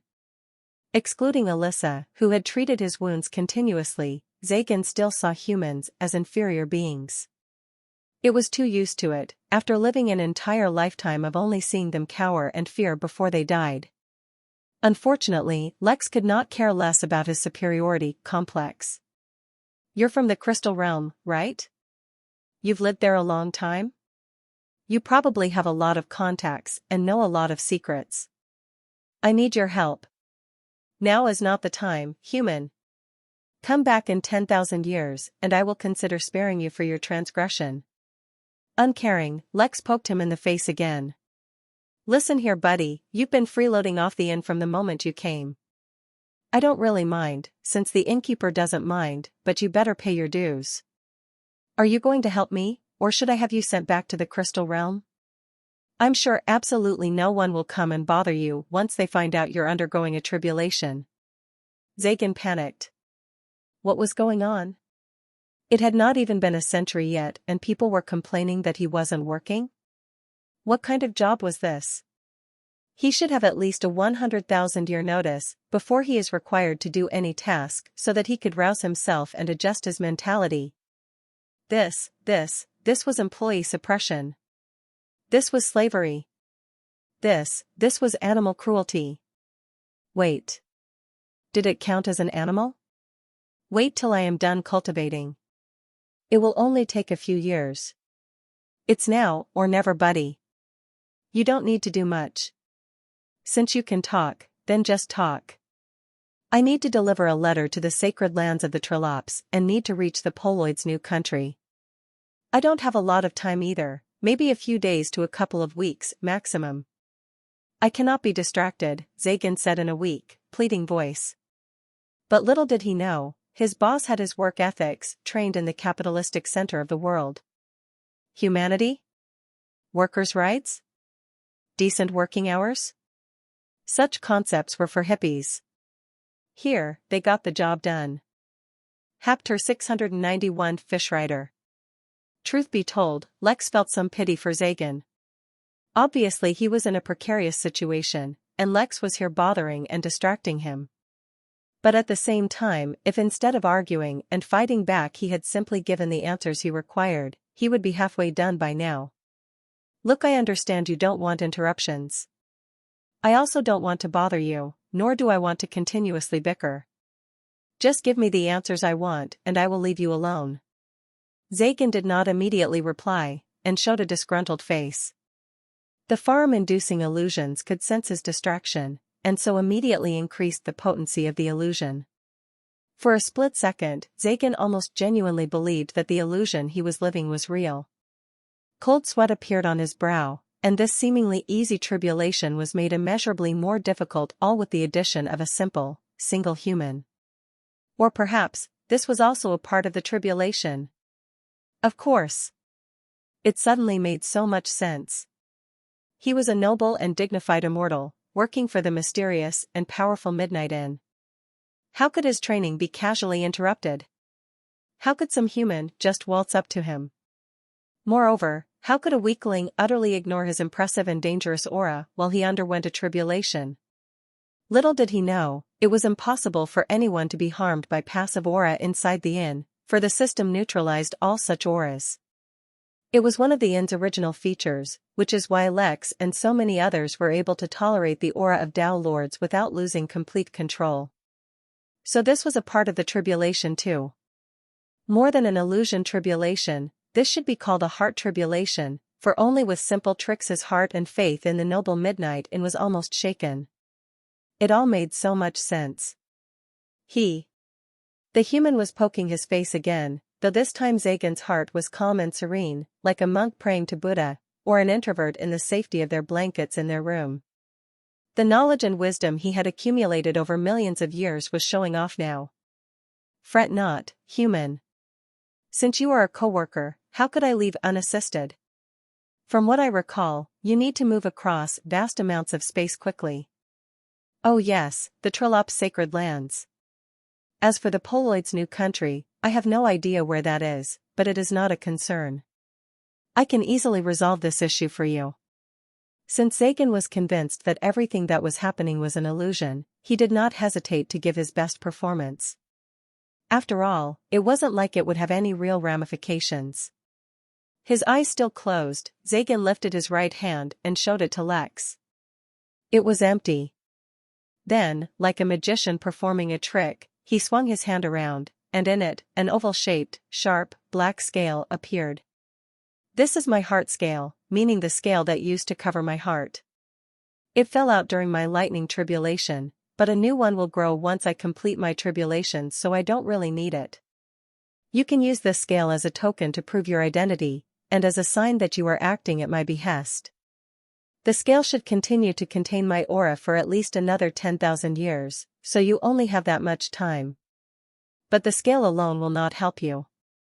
As a noble immortal, I naturally have many followers and worshippers. One particular follower of mine is quite adept at traversing great distances quickly, though he is not the most intelligent fellow. I will teach you how you can summon him using my scale, and so long as you possess my scale he will obey you. As for how to get him to go where you need, that will be a small challenge you will have to overcome on your own. Zagan paused for a moment as he collected himself, then began explaining to Lex the process of summoning his subordinate.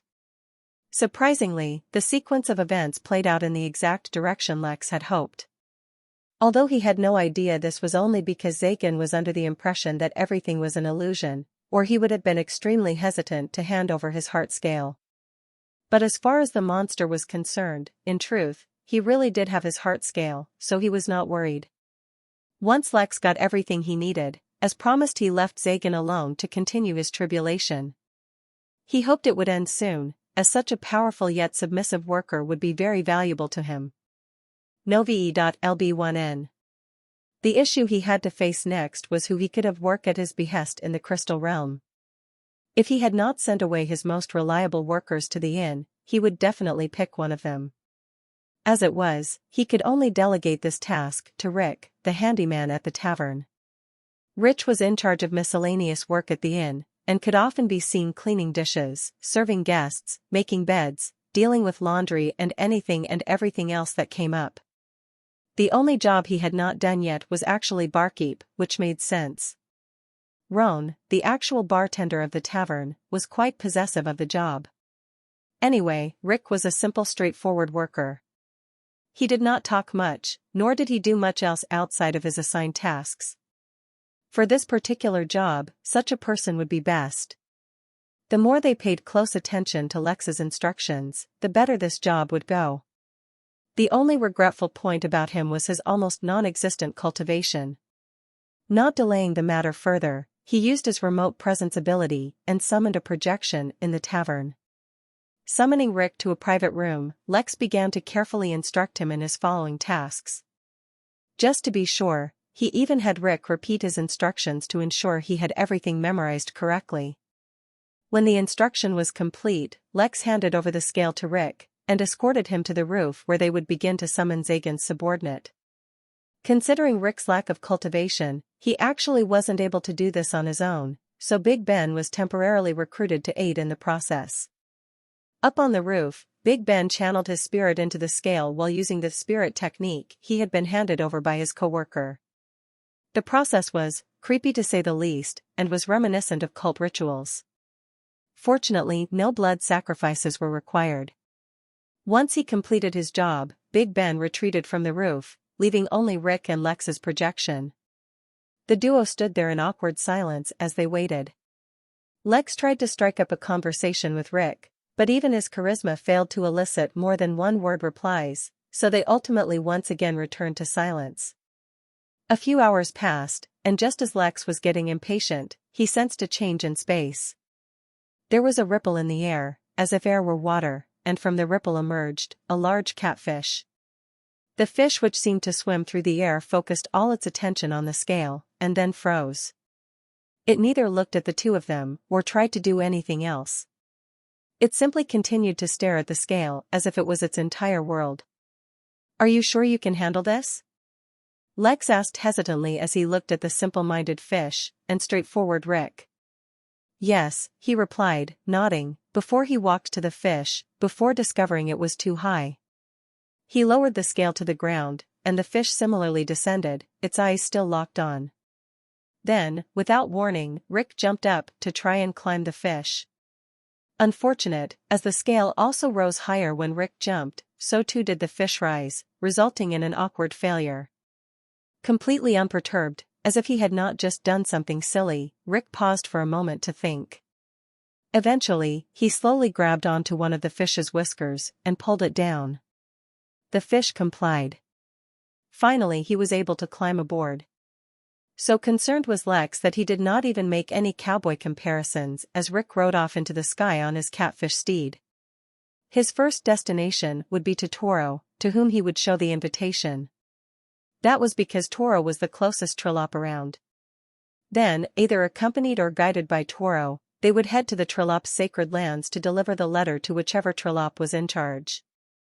Upon delivering that letter, he would return to the tavern, during which time Lex would search for someone who could guide him to the Poloid's new country. Riding a monster fish that could swim through space, Rick should face no problems. So why then did Lex feel so worried? Chapter 692 Book Club. There was a crisp morning chill in the wind that blew in the midnight inn, cooled endlessly no doubt while flowing gently over the untouched snow that covered much of its grounds. The wind felt invigorating, rather than uncomfortable, and was even better than coffee at waking up someone who woke up from a nap. A clear, perfect crunch could be heard as a figure walked through one such untouched field, leaving behind deep but clear footprints. A few of the trees the figure passed were bare, and some showed a hint of green needle-like leaves, topped with the white of snow. Most of the trees, though, were quite colorful. The trees with leaves of purple crystal had spread quite fast across the inn, and remarkably, changed colors with the season. Now, various shades of red, from deep scarlet to blood red, to the soft blend of hues occasionally found in the rising sun, dotted the endless inn grounds. The visage was quite picturesque. A figure garbed in all black moved across an ocean of white, with various colors around, some bunched together and some far apart, like an abstract painting of the cosmos. Pervine, who watched the figure get closer, took another sip of her extremely rich, smoldering hot chocolate. Her thoughts wandered like smoke through the wind, comparing the figure to everything from a solitary hero through a field of pure happiness, brought about from his own noble acts, to a desolate soldier, walking not through lands but through his happy memories moments before he succumbed to the final embrace of death. As an avid reader and perpetual bookworm, she had an overactive imagination, and most of her social interactions usually involved her imagining her compatriots in various interesting scenarios. "Am I late?" the dark figure asked in a gruff voice, unwrapping the gray scarf around his neck. He hated the cold, yet always found himself attracted to it for the pure bliss it delivered in terms of excellent naps. "A little," Pervine replied. "But don't worry. Everyone is already used to it." The dark figure made a sound to acknowledge the statement as he finally finished unwrapping the scarf. The dark, furry face of Nico, or commonly known as a cat-human, was revealed.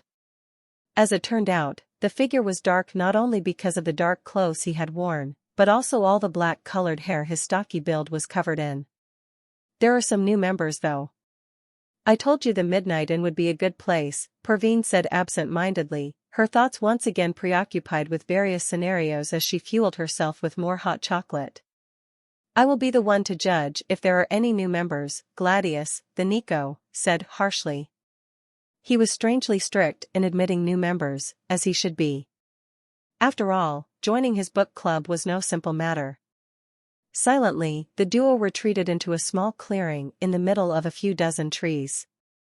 It seemed as if the trees had protected this place from the snow, and somehow the chilly winds did not enter past the furthest tree, forming a safe haven from the elements. In the middle, there were a number of small huts, some simple log stools, and a burning campfire.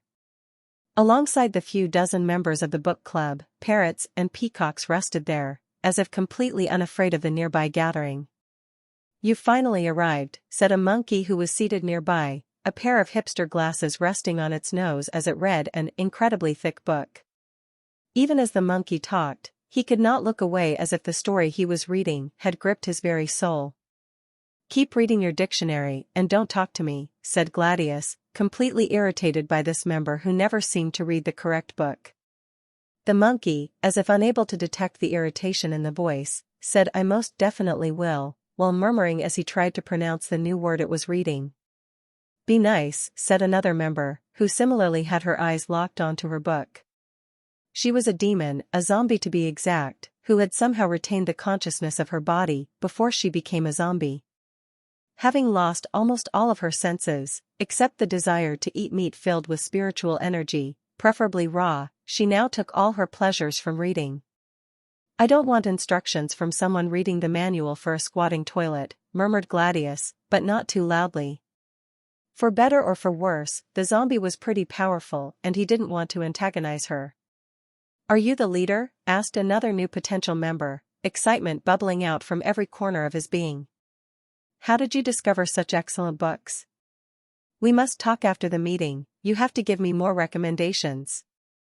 This member was one of the spirits who had survived death by giving up his entire wealth, and now lived permanently at the inn. It was only in death did he have the time to discover the wonder of books, and he did not want to miss out on a single one. Gladius interacted with each of the members, or prospective members, before he finally made it to his designated seat in the center. All the others also found their seats, and a hush fell over the area as eager eyes all focused on Gladius. For many here, the book club was the main source of social interaction, but even for the rest it was the one they looked forward to most.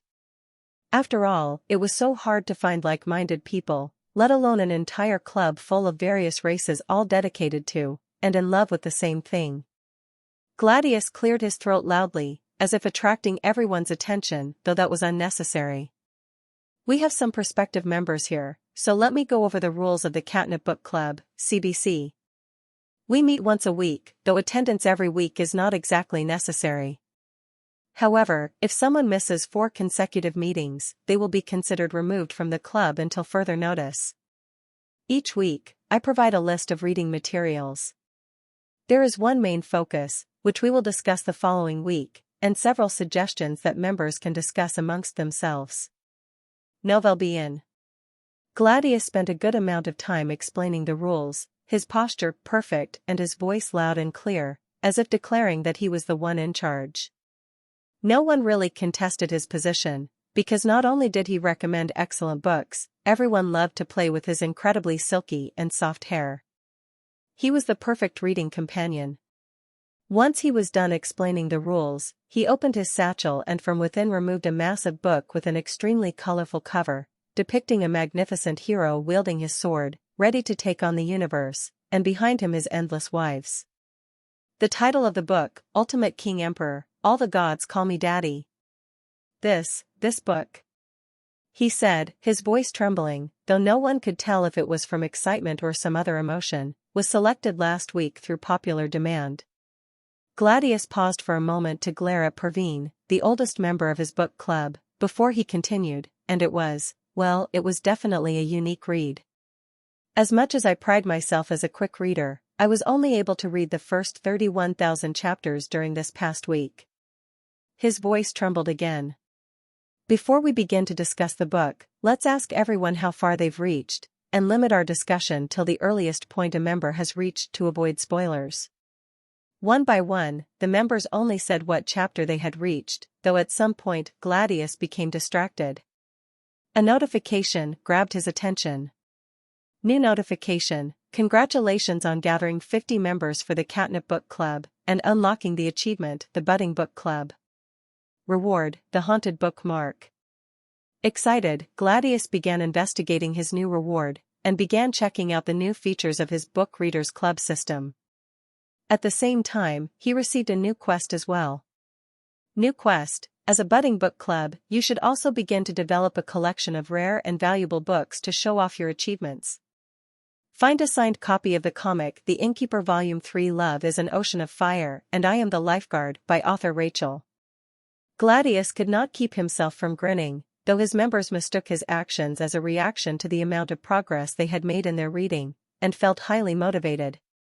The reason he was smiling was because he had heard a rumor that a signed copy of that exact comic would secretly be auctioned deep underground in the reading circles of the Midnight Inn. The one who told him this rumor was his good friend Velma, and she always had good information, so he trusted her deeply. Soon, he could see his book club growing even further. Without realizing it, Gladius began to purr. Chapter 693 Time Skip. Despite Lex's concerns, Rick ended up performing his job well. It helped tremendously that accompanying him was an incredibly strong monster with almost no intelligence at all. The reason why it was almost no intelligence instead of actually none was because he was smart enough to suppress his base instincts to attack mindlessly while in the presence of the aura of its leader.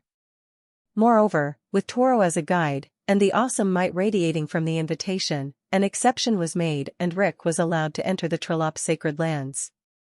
Moreover, they even promised to help out in delivering the letter to the Poloids. With his major troubles taken care of, Lex slowly took a back seat and allowed things to progress naturally. With Ash coordinating well with the Phillips family, let alone the tavern, all of Babylon was getting ready for the wedding. The resources of the Midnight Inn also came into play.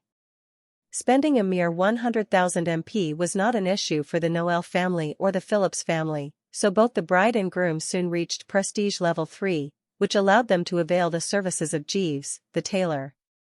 The guild was, of course, also made use of, and various items that were not easily available in the Crystal Realm were being exchanged non-stop. Due to the sudden increase in wedding-related activity, word finally spread at the inn that some of the guests coming were from a different realm entirely. When that news spread, there were mixed reactions.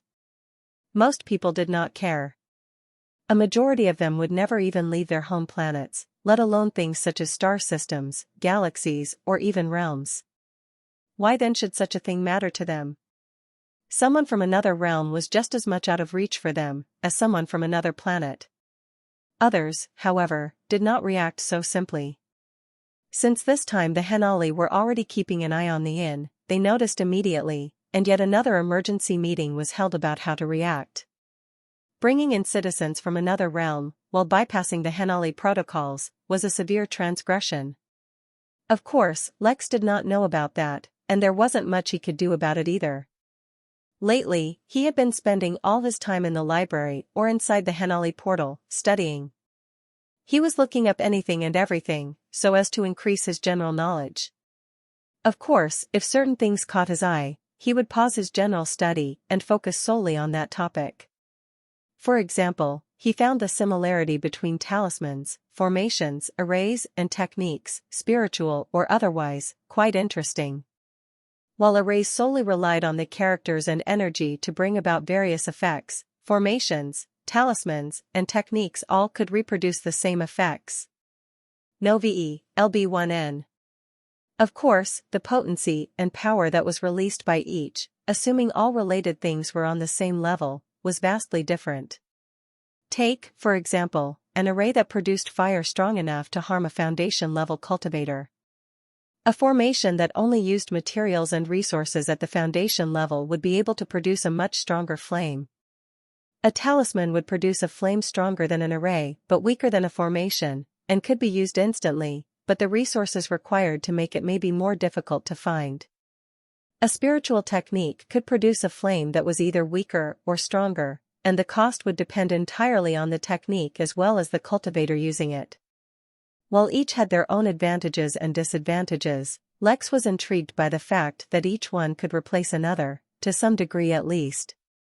The fact that talismans could be prepared beforehand was actually quite enticing, and Lex almost considered delving into it as well. But, for now at least, he did not have time to take up a new discipline.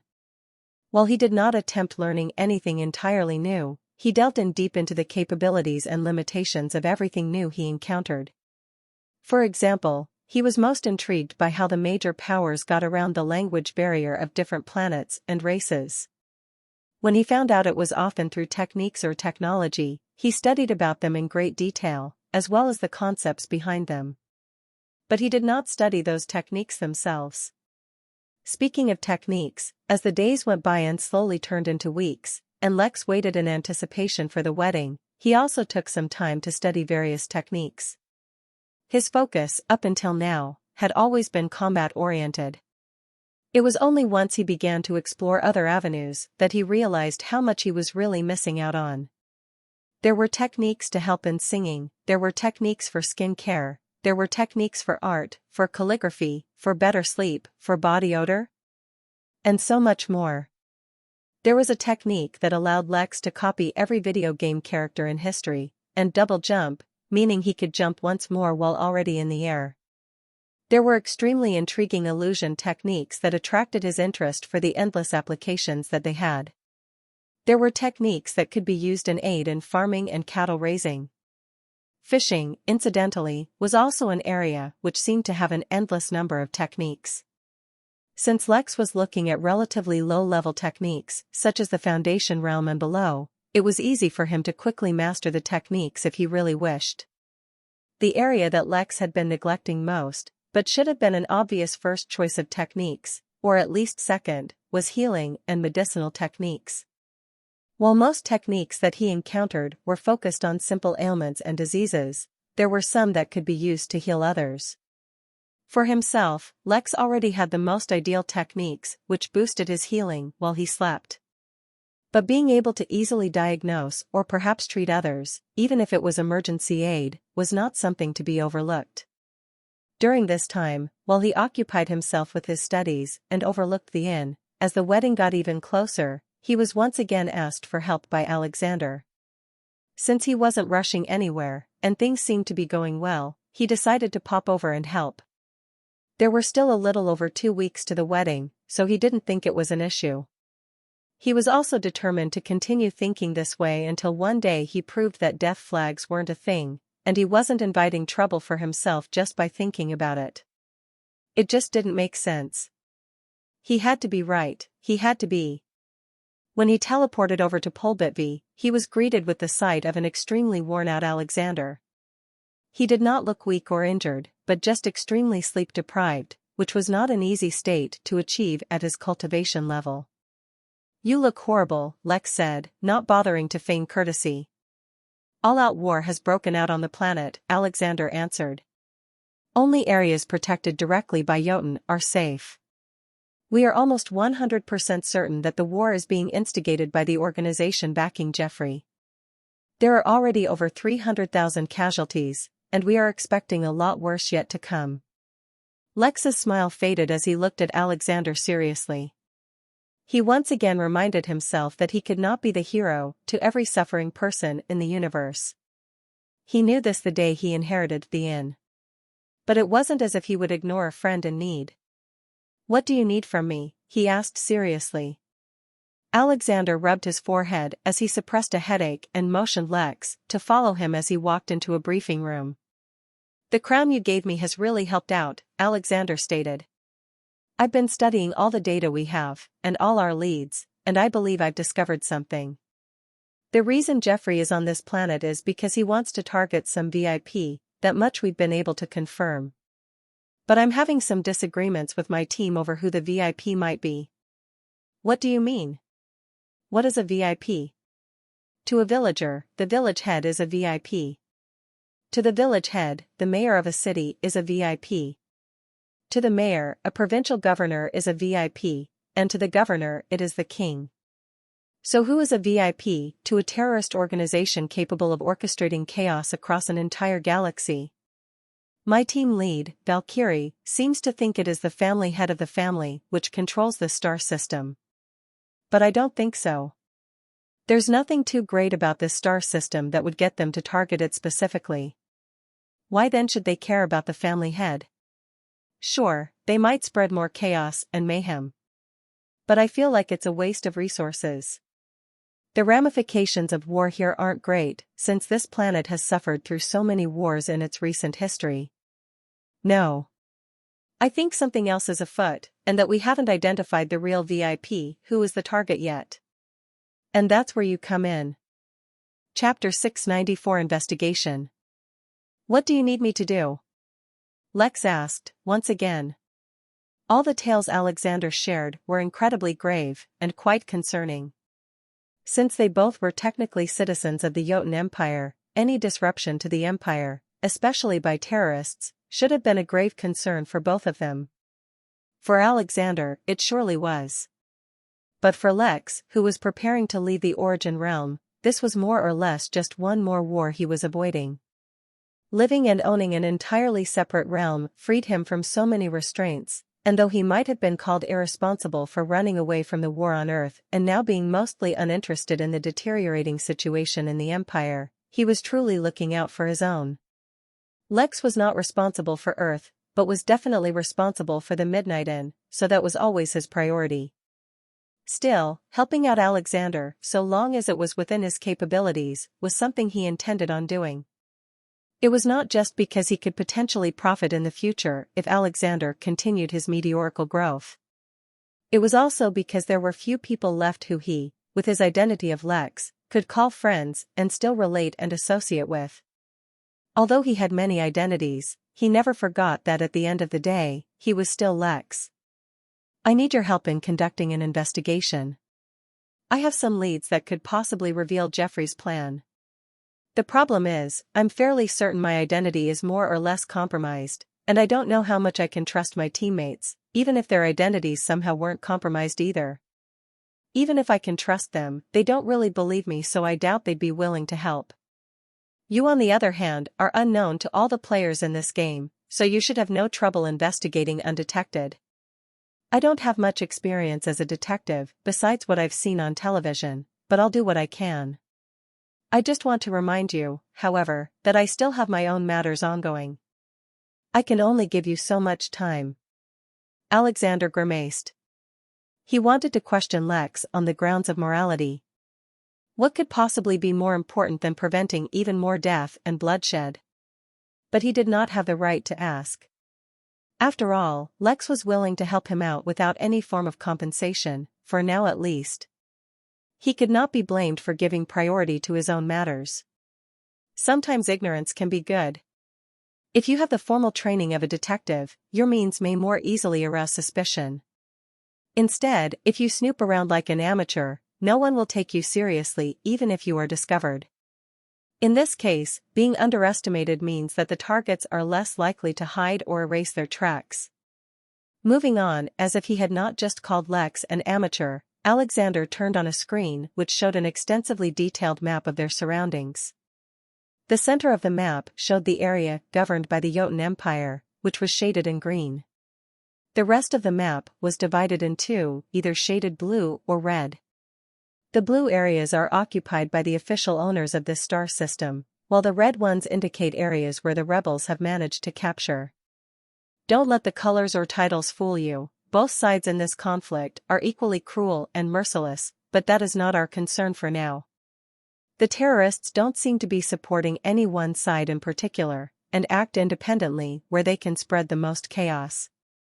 But I don't believe they can achieve all this without any ground support either. Your first target is here, in the refugee camp set up by the rebels. One of the leaders of the camp, which also doubles as a siege fortress, is someone who is highly suspicious. He has coincidentally benefited greatly from multiple terrorist attacks which, in one way or another, greatly aided covert operations he happened to be conducting at the time. I'll pass all the relevant information to you, about the rebels as well as the nominal owners of this star system, so you get a better understanding of the conflict. What you're looking out for. The two spent many hours in the room as Alexander thoroughly briefed Lex on the situation. If anything unexpected were to happen while he was investigating, he would need a comprehensive understanding of things if he was to make the best decision. In an ominously dark yet bare room sat 5 figures on the floor, hunched over a mound of glowing embers. The room was not cold, and the embers did not radiate heat, so the sight was unusual. The silence in the room was deafening and was filled with an aura of oppression. Each of the 5 men had their gazes fixed on the orange glowing coal, as if looking at it was the only salvation they had in that muted room. Let alone look away, they did not even dare to breathe, as if the rising and falling of their chests would break the careful equilibrium that had been established. Everything in that room was perfectly still. Everything, except for time. Nothing they did could stop the merciless march of time, and so, even without any external stimulus, the serenity of the room was eventually broken. A deep, reverberating sigh filled the room as Jotun Marcus Sephor could no longer ignore the harsh reality that was confronting them. All the brothers knew it, but none wanted to face it. The true severity of the chaos spreading through their empire was something only they, from the very top, could see. One simple metric through which the severity of the situation could be determined was the economic output of their empire. Overall, the empire's ability to generate wealth from its vast resources had diminished by 1%. This 1% could not be underestimated, for it encapsulated the resources of over 20 galaxies. Jotun himself could not cover the area covered by so many galaxies, let alone the distance between each galaxy itself, even if he lived for 1,000,000 more years. It was only through the use of techniques and technology that such a thing was possible. More importantly, as one of the most favored agents of the Henali, they had relied heavily on the help of the Henali in establishing and running the empire. While they never acted themselves in the matter, the resources they had could manage the entire realm, let alone a few galaxies, so it should not have been a problem. Now that there was a problem, it was an indication of a much larger issue. While Jotun was not qualified to comment on the activities of the Henali, as a human and as an emperor, he had to consider all possibilities and look out for the best interest of his people. An issue with the governance of the empire, which relied heavily on the logistical and technological aid of the Henali, most likely meant that there was an issue with the Henali themselves. Whether they were aware of it or not, and whether they were doing something about it or not, were all things they were not in a position to guess. Since no one wants to say it, I will. Our family has survived the turbulence of one chaotic realm, so another is not a problem. What we need to do now is decide on how to move should the situation deteriorate in the future. William, I hate to put you in this position, but we'll be depending on you for this. William, who looked identical to Lex, could not help but sigh. In the end, he could not hide from his responsibilities. Nov. Pound in. If you need me to use gelid anima to its full capacity, we will need to cure my disease first. It's already been so long, yet we have made no progress on that front. Make a list of the items you need.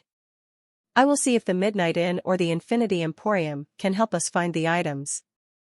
If they can't, I'll have no choice but to redeem them from the Henali. Although redeeming such precious items will lock me into more tasks for the foreseeable future, it can't be helped. As if he was already prepared, William handed Jotun a long list filled with names of exceedingly rare items. Blood of a heavenly deity, petulant grass, which only grew on the surfaces of a few massive stars, and absolute crystal, a kind of ice that was colder than the supposed absolute zero, were just some of the items listed on the list. Until that is done, I'll at least start using a diminished version of my ability. William said, talking more to himself than the others.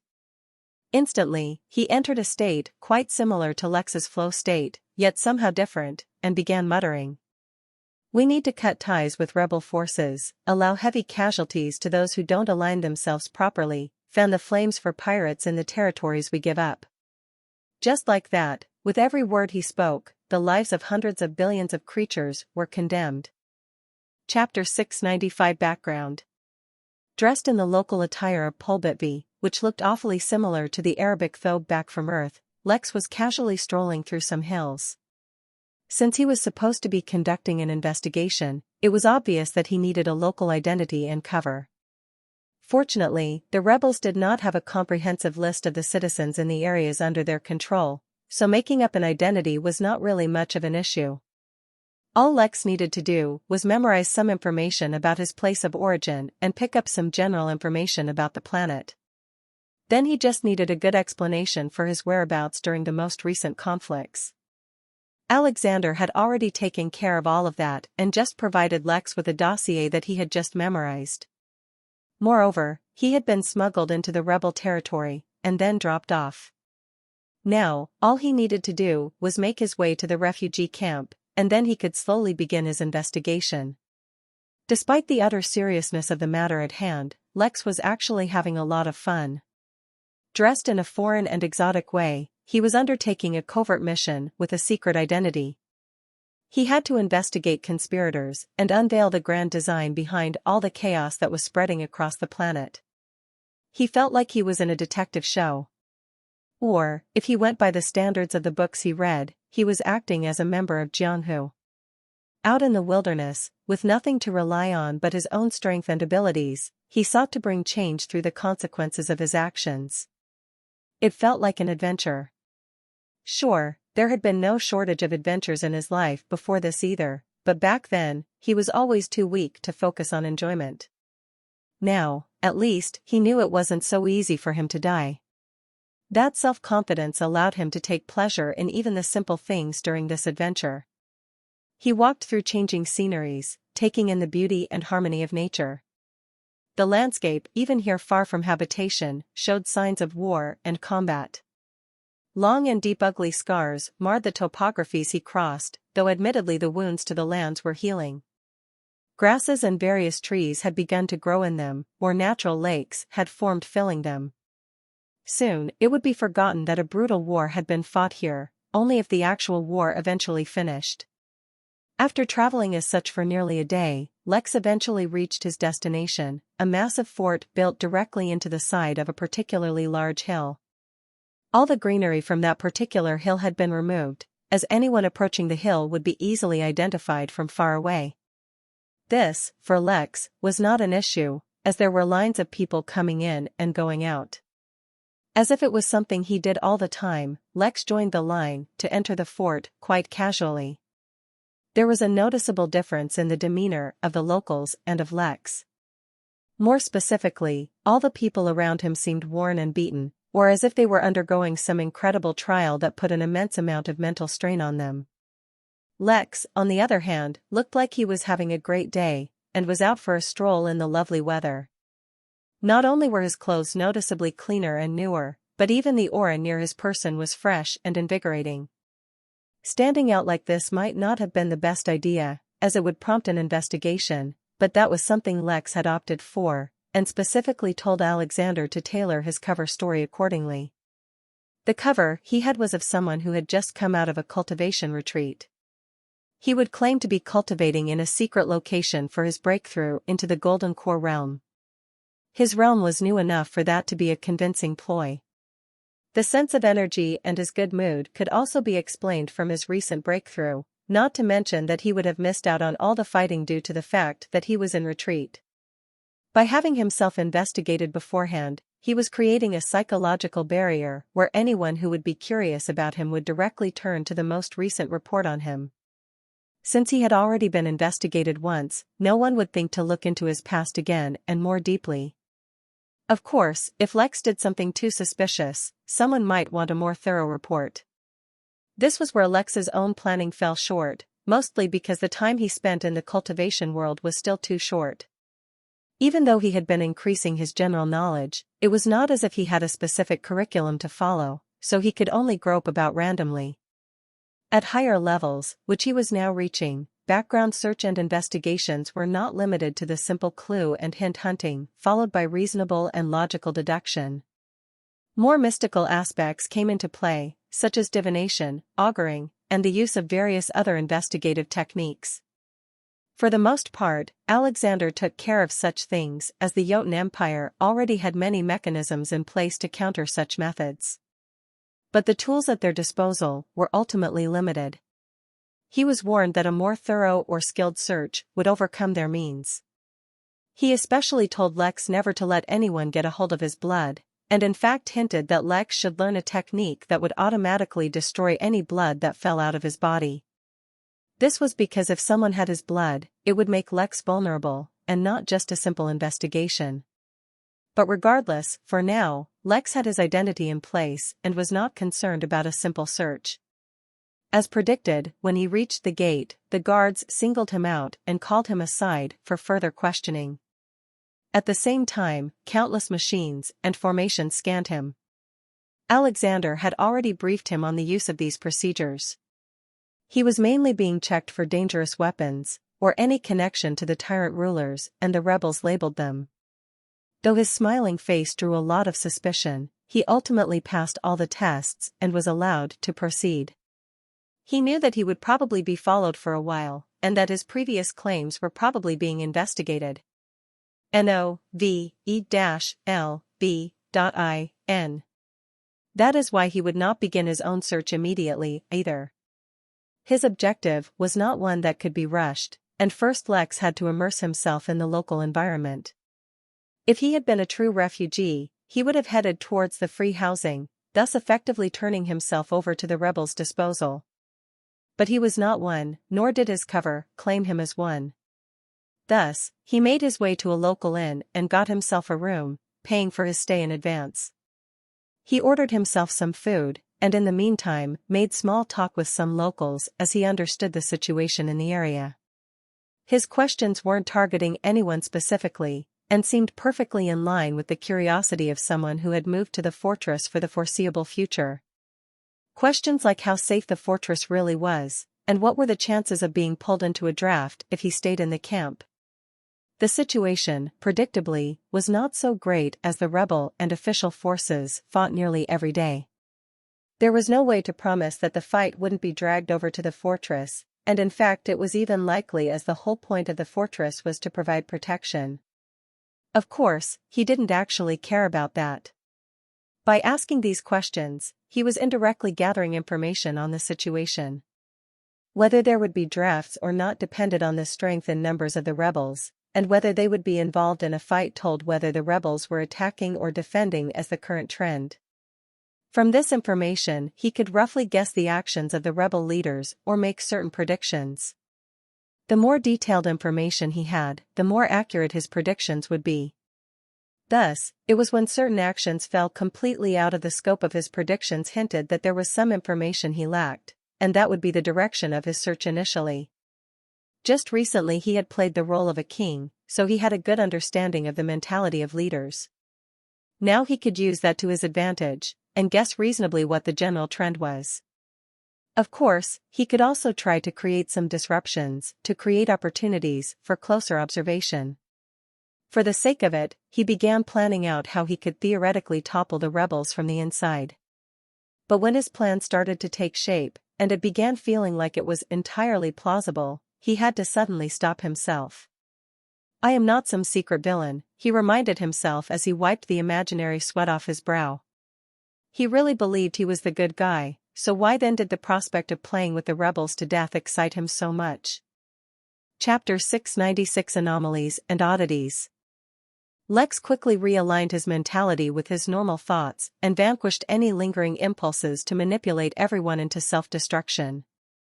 As a mortal, his random yet dangerous impulsive thoughts were along the lines of leaping off when at high place, putting his hand into a beautiful fire, or maybe walking into ongoing traffic. These were, of course, things he did not actually want to do, but random thoughts that would pop into his mind from time to time. But now, as a cultivator, his random yet dangerous impulsive thoughts involved toppling organizations and manipulating the masses. Of course, there was still the odd impulse to walk into ongoing traffic, but even that was now more dangerous to those in cars than himself. Truly having power changes a man. With his thoughts returning to normalcy, Lex went out for a stroll after the meal to familiarize himself with the fort.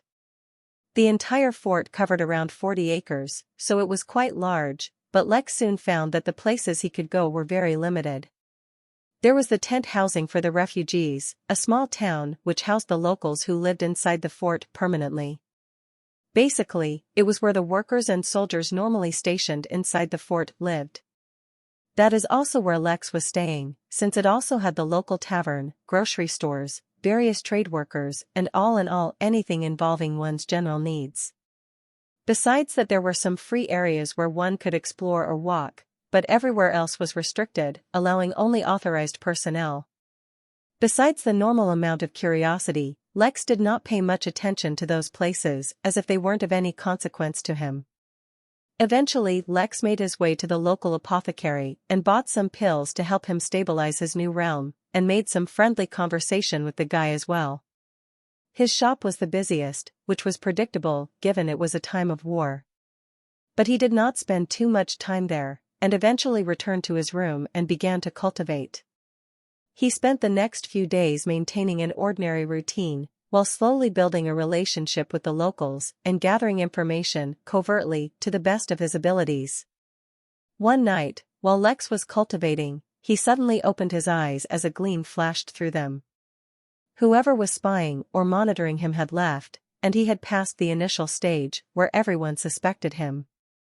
Now, he could truly begin his investigation. But he didn't act immediately, and continued to cultivate. In the morning, the first thing he did was reflect on all the information he had gathered. The target Alexander wanted him to investigate was called Fernando, and while he was not the highest authority in the fort, he was up there. As such, learning his whereabouts from the common folk was nigh impossible. But even if he did, Lex did not plan on sneaking to him and following him around anyway. Lex did not have the stealth capabilities for that, nor would that be helpful. Lex's greatest tool at his disposal were his abnormally sharp senses. From the comfort of his room, he focused on the thought of discovering the abnormalities in the fort, and then allowed his instincts to take over. To his great surprise, he immediately discovered not one or two, but three extremely significant abnormalities.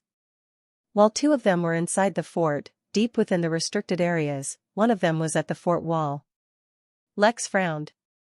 Unlike the forts of mortals, forts used by cultivators had hidden complexities that were the real reason forts could be used as strongholds.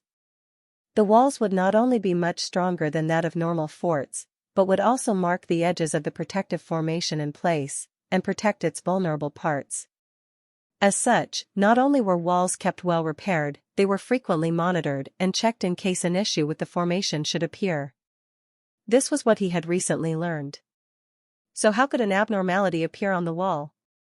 It was unlikely that this had anything to do with the motives of the terrorists, but it could still be a lead of some kind. Who knew if the terrorists weren't pretending to support Fernando, only to fatten him up and then reap the rewards when they were ready? The foundations of the rebels' hold on this entire territory rest in the steadiness of the fort. If it was compromised, this would soon become another spot of heated conflict. With many possibilities arising from this abnormality, Lex decided to scrutinize it first. It also helped that it was the easiest to access. If Fenrir would finish his task in the tower, then such investigations would be much easier. But since he was still busy, Lex had to make do. He exited the tavern, extending casual greetings to some of the regulars he saw on the way. As if all was normal, he embarked on his daily stroll through the fort.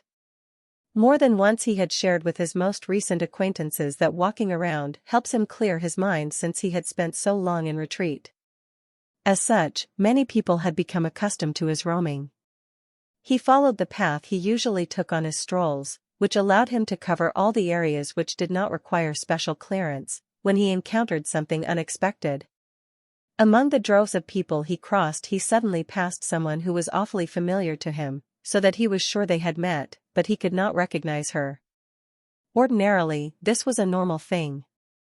In fact, Lex often forgot people after meeting them, leading to awkward encounters later. Yet with how his memory had improved after cultivating, this was no longer an issue. He could always perfectly recognize people, yet this time he failed. If it weren't for his instincts confirming that he had just crossed someone familiar, he would think that he was imagining things. Unwilling to draw attention to himself, he turned and glanced at the person who had crossed him. It was a lady, as far as he could tell, though he could see none of her features from the back as she was garbed in the conservative clothes that were the norm on Pulbitby. Beside her, though, were two kids that Lex recognized. He had seen them the first time he had arrived on Pulbitby, and they had been staying in the room adjacent to him. He tried to imagine what kids who could live in the protected area of the Jotun would be doing in the rebel refugee fort. The instance was too mundane, and he did not find anything suspicious about it other than the fact that he did not recognize the woman. Still, he took note of it and made a mental note to remember that they may be somehow involved in this messy situation. But since he felt no threat from them, and his instincts noted nothing else of interest other than their familiarity, he decided to stick to his plan. But the portion of the wall he needed to investigate was a part of the restricted areas, so to access it he had to do so from the outside. He exited the fort and seemed to head in some far-off direction. Once he was out of sight, he immediately picked up speed and began running in a different direction. After spending 20 minutes running to and fro, Lex felt confident that he was no longer being supervised or followed. Although he did not sense any followers even beforehand, he had enough spy books to know one was always supposed to ensure they were not being followed. Then, finally, he stealthily made his way back to the fort. Although Lex was not adept in stealth, he still tried his best as he approached the wall. Since the hill was bare, there was no way he could merely walk up without being noticed, so he cast an illusion technique around himself to make him blend in with the scenery. Such a technique would not survive close scrutiny, but fortunately Lex did not plan on coming too close to the wall. Once he was halfway up the wall, he used the in-law effect to directly teleport to the place he felt an anomaly. Aware of his own shortcomings in this field, he did not try to devise an unnecessarily complex plan. Instead, he relied completely on his instincts to guide him, and let him know where and when to teleport. Although he felt relying solely on his instincts was not the best practice, sometimes he would have to make do. When he reappeared, he was inside a dark and narrow tunnel, directly below the wall. Unlike what one would expect, this was not a service tunnel used to maintain the formations. Instead, it was a tunnel dug right through the dirt and stone below the wall, and it was filled with unmarked wooden barrels. Sensing extreme danger, Lex froze. Chapter 697 Injured. The extreme and sharp sensation of mortal peril gripped Lex's heart, causing him to freeze lest a single movement provoke an irredeemable accident. Let alone move, he even halted his breathing and subdued his own heartbeat so that his presence would cause menial changes to the environment. For the first time in a long, long time, Lex felt the scent of death surrounding him. Whatever was in those barrels was exceedingly dangerous, and even the slightest exposure would outright kill him. There would be no steady decline, no time for retreat and treatment. It would be instant death. At least, that is what his instincts were telling him. In fact, even sealed in those unassuming wooden barrels, whatever was inside seemed to be affecting Lex's health already. He felt his stomach lurch and grumble, and an unbearable pain began to develop in his lungs. But while the situation had suddenly turned extreme, Lex did not allow his thoughts to fall into disarray, nor did he panic. Calmly, as if he was in no jeopardy at all, he assessed the situation. Other than the overseer from the Jotun Empire and the head of the family controlling Polbitvi, there should be no Earth immortals on the planet at all. Even then, both those immortals were restricted from freely displaying their power. As such, the general peak of this planet was considered the nascent realm. The fort, correspondingly, should also be of the nascent realm, with formations, spirit tech and other treasures, to ensure security. If that was the case, Lex was absolutely sure that whatever was in these barrels was overkill. If the purpose of whoever prepared this trap was merely to destroy the fortress walls, he need not prepare such a deadly weapon. If this was meant to destroy the whole fortress, and not just the wall, Lex still felt like it was too much. There had to be some other purpose behind this tunnel. Unable to gain any significant information, Lex used his spatial bangle and put on his fancy contact lenses in hopes that its database had some information. To his pleasant surprise, it was able to reveal something to him, though it was not as much information as he had hoped. It had identified the wood used to make the barrels as void wood. Void wood, according to the lens's elaboration, was a generic term used for any kind of wood gained from trees that grew in the vacuum of space. The most common kind of void wood was from a species of trees that flew on comets and meteors and was resistant to high temperatures and radiation. This kind of wood was extremely resilient, and was often used to store extremely hazardous materials, as it could even prevent the permeation of higher forms of spiritual energy. Which specific kind of tree this void wood was from was not mentioned, as the lenses could not detect it. If the specific tree was determined, then Lex could accurately gauge the danger level of this substance contained in the barrels, as the wood from different trees had differing resilience. For a moment, he considered daring to take one of the barrels with him. If he stored it in his spatial bangle, it should stay safe, right? That way he could transport it to be identified later. but he ultimately decided against it. Spatial equipment all contained a small, relatively stable space in which items could be stored. But relatively stable was not the same as completely stable, or else even living beings would be able to enter spatial equipment. Endless thoughts were running through his mind as he considered and discarded one plan after another, when he realized something. His left eye's ability, which he had gotten so used to ignoring, picked up on something. Yet as exactly 1 second passed, Lex felt the urge to cough. He suppressed it to the best of his abilities, but he could feel the sensation building up like a volcano. With his health deteriorating fast, Lex decided to withdraw as quickly as possible.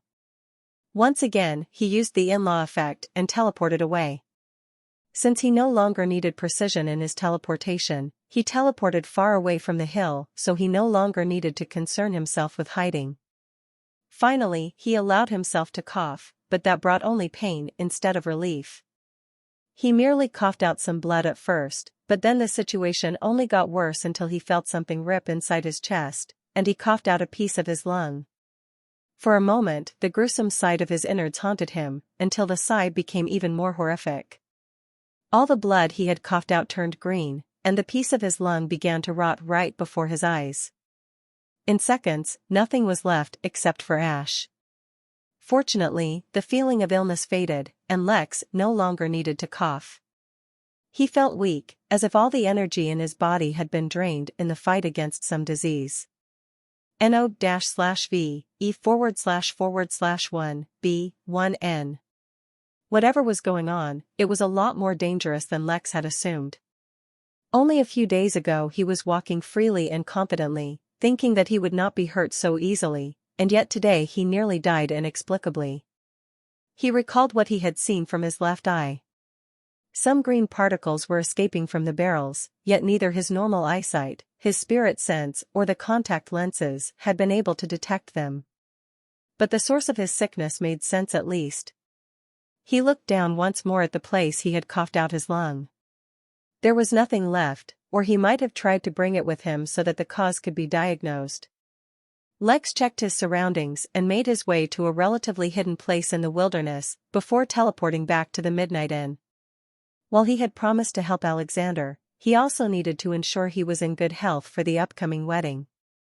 If all went well, he would once again resume his investigation after the wedding was over. Moreover, he and Alexander had an agreement. Alexander would check in at the inn every 20 hours in case Lex needed to make an emergency report. This way they could easily communicate without carrying any communication talismans or devices, which if discovered, could cause problems. As soon as he arrived at the inn, Lex informed Mary to deliver his message to Alexander while he himself teleported to a recovery pod. To Alexander, he had not mentioned much, and instead asked him to find Lex in the pod so they could talk face to face. His investigation had been short-lived, and not so exciting, but at least he discovered something that might be useful. He also checked his own status, to see if the inn could provide some information on his condition.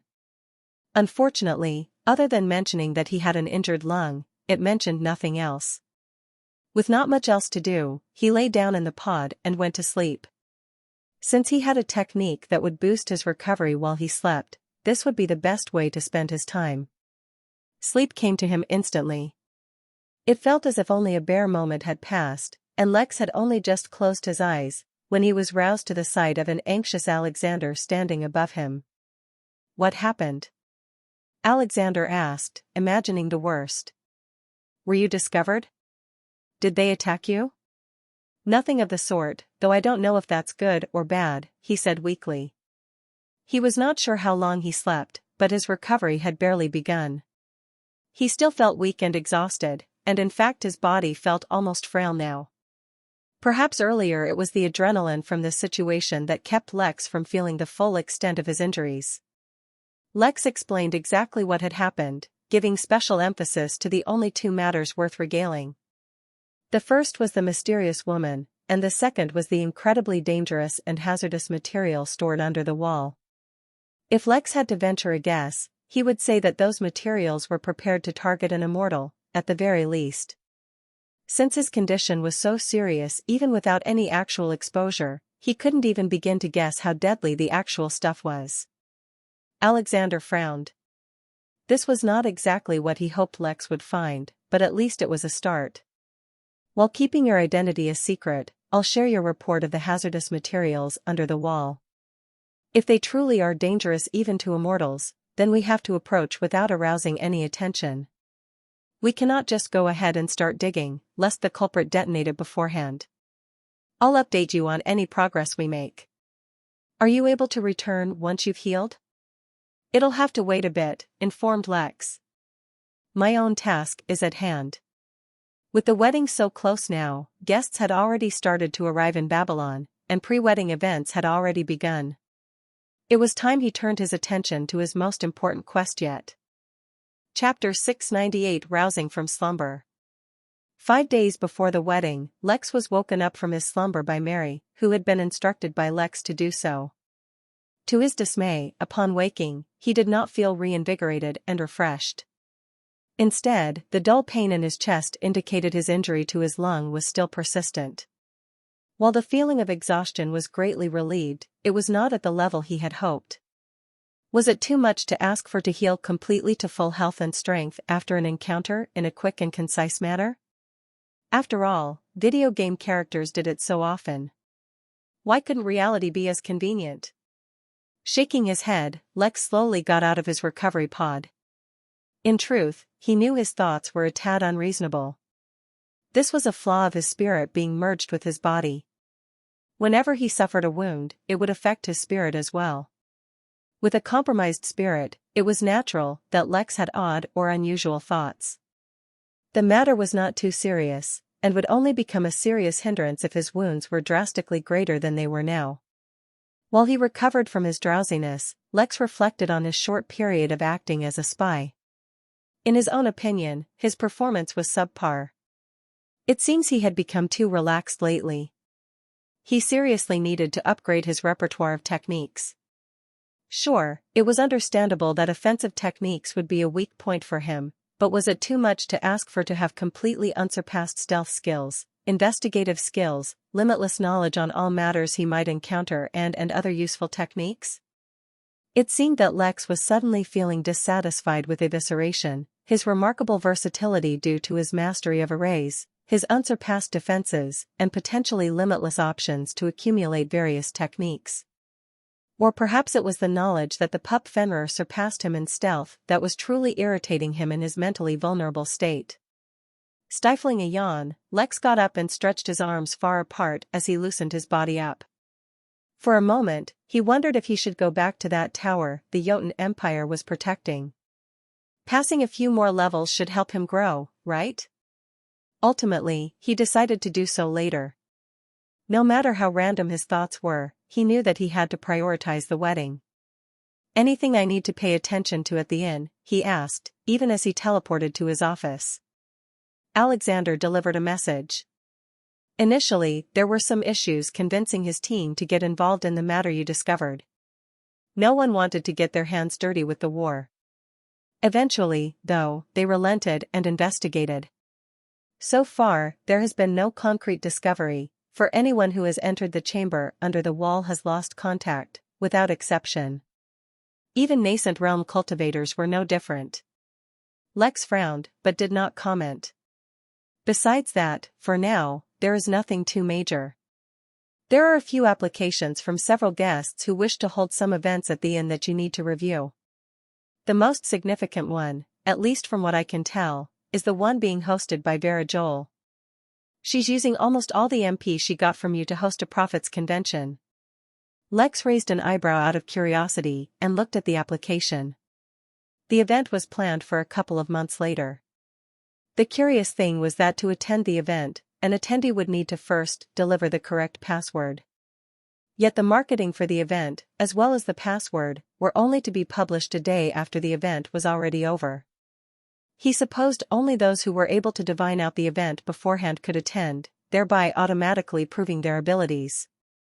There were a few more events that guests had applied to host at the inn, but none were as interesting. They mostly included birthday parties, weddings, and the like.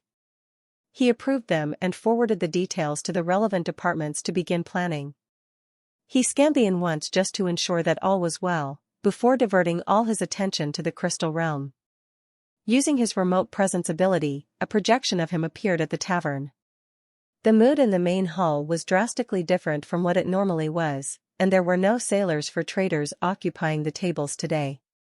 Instead, a host of refined ladies and gentlemen sat comfortably in their seats and talked in soft voices. On the small stage in the corner, a number of tiny fairies played soothing and relaxing music.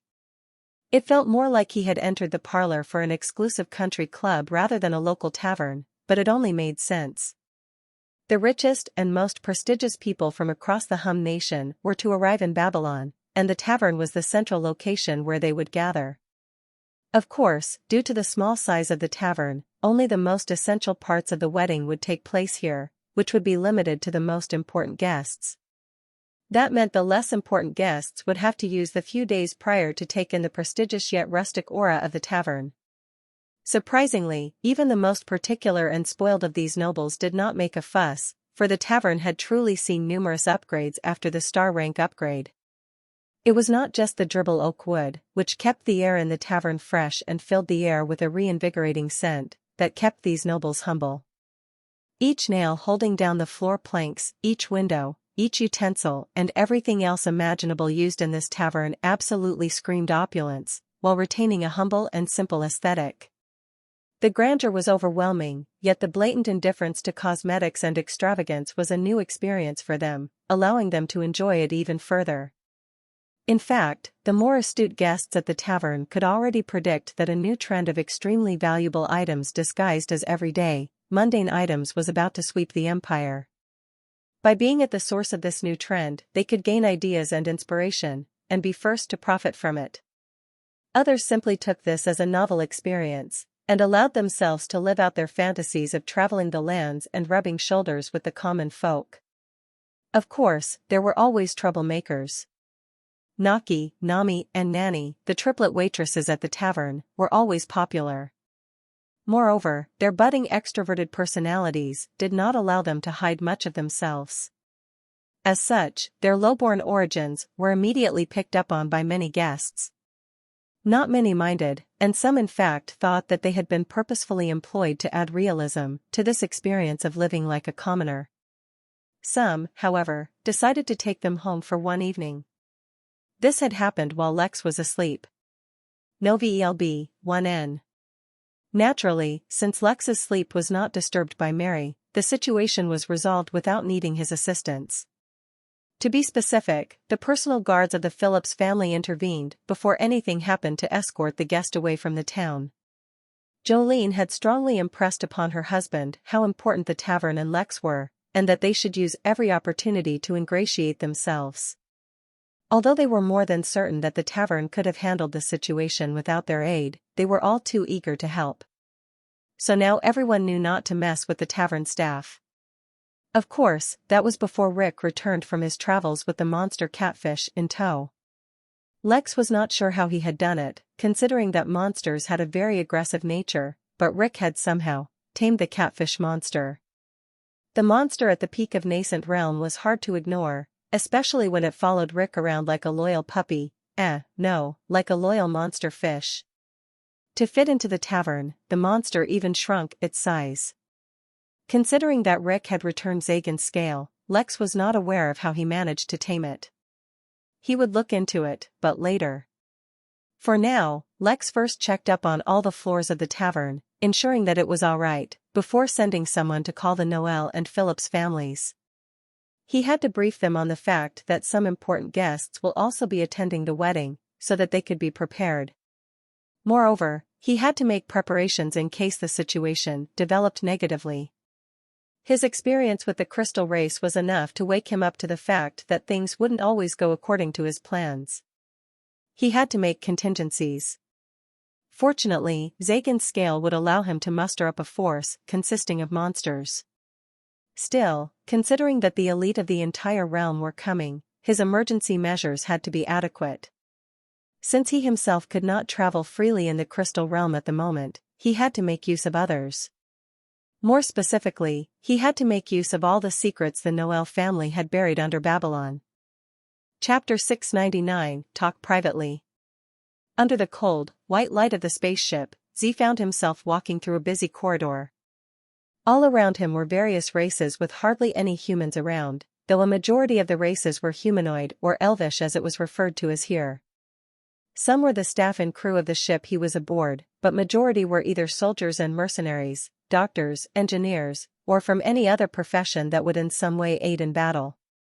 The warriors were in the greatest number, obviously, but the most reverence received on this ship was by medical professionals. Not all doctors had the courage to treat patients inside an active war zone, though admittedly not all who were here had come by their own choice. Followed by doctors were the formation architects and engineers. They would be sent down to various strongholds on planets where battles were taking place, and they would construct either incredible formations or build amazing spirit tech which would greatly help the soldiers. Comparatively, it was the soldiers themselves who were at the bottom of the food chain in terms of reverence and respect. Of course, the Midnight Battalion was the exception to that rule, as were all those who stood out from the masses.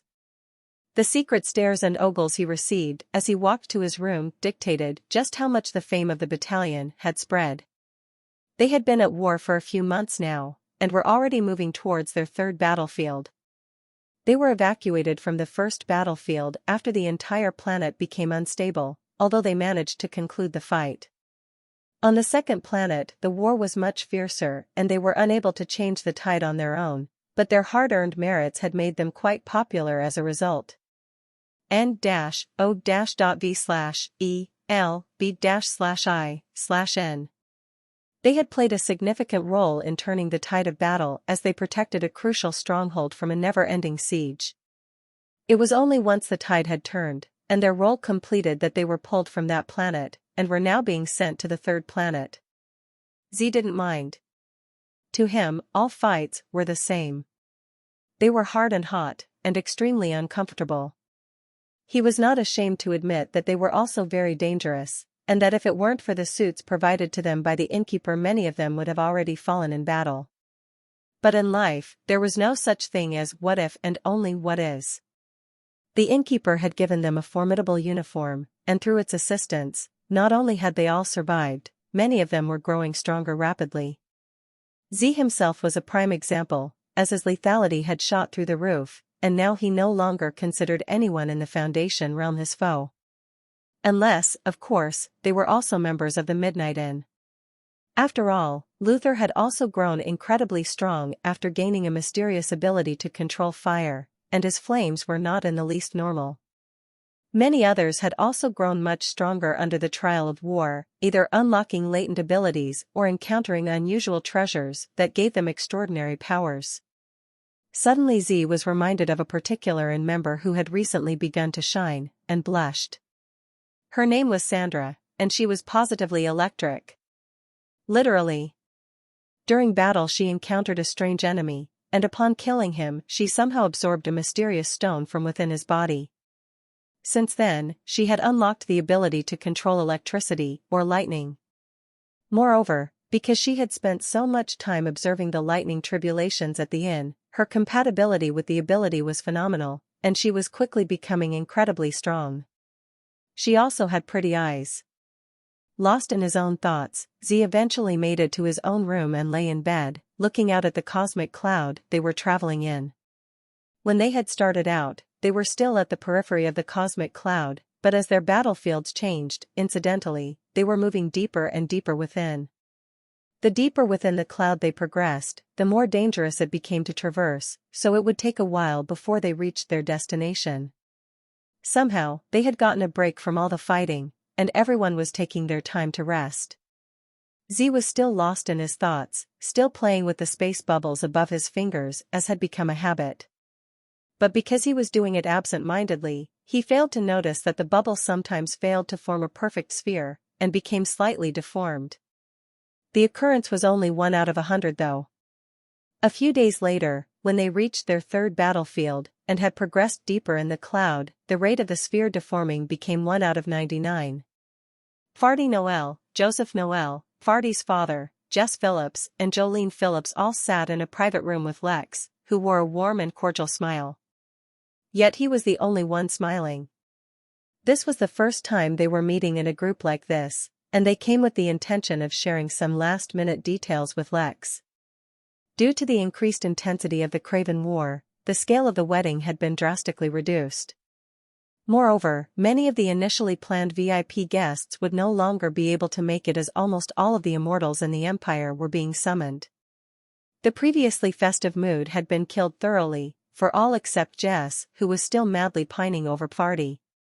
Instead, what awaited them was Lex sharing with them the news that not only would the wedding serve as a front for a secret meeting between the royal families of all the top races in the realm, but that the topic of their discussion was the very fate of their realm. To say that they were shocked to their core was an understatement. Every one of them was extremely stressed due to the war, and the fact that they did not even know if they themselves would survive. Now, faced with this sudden bombshell, they were not able to cope quickly enough.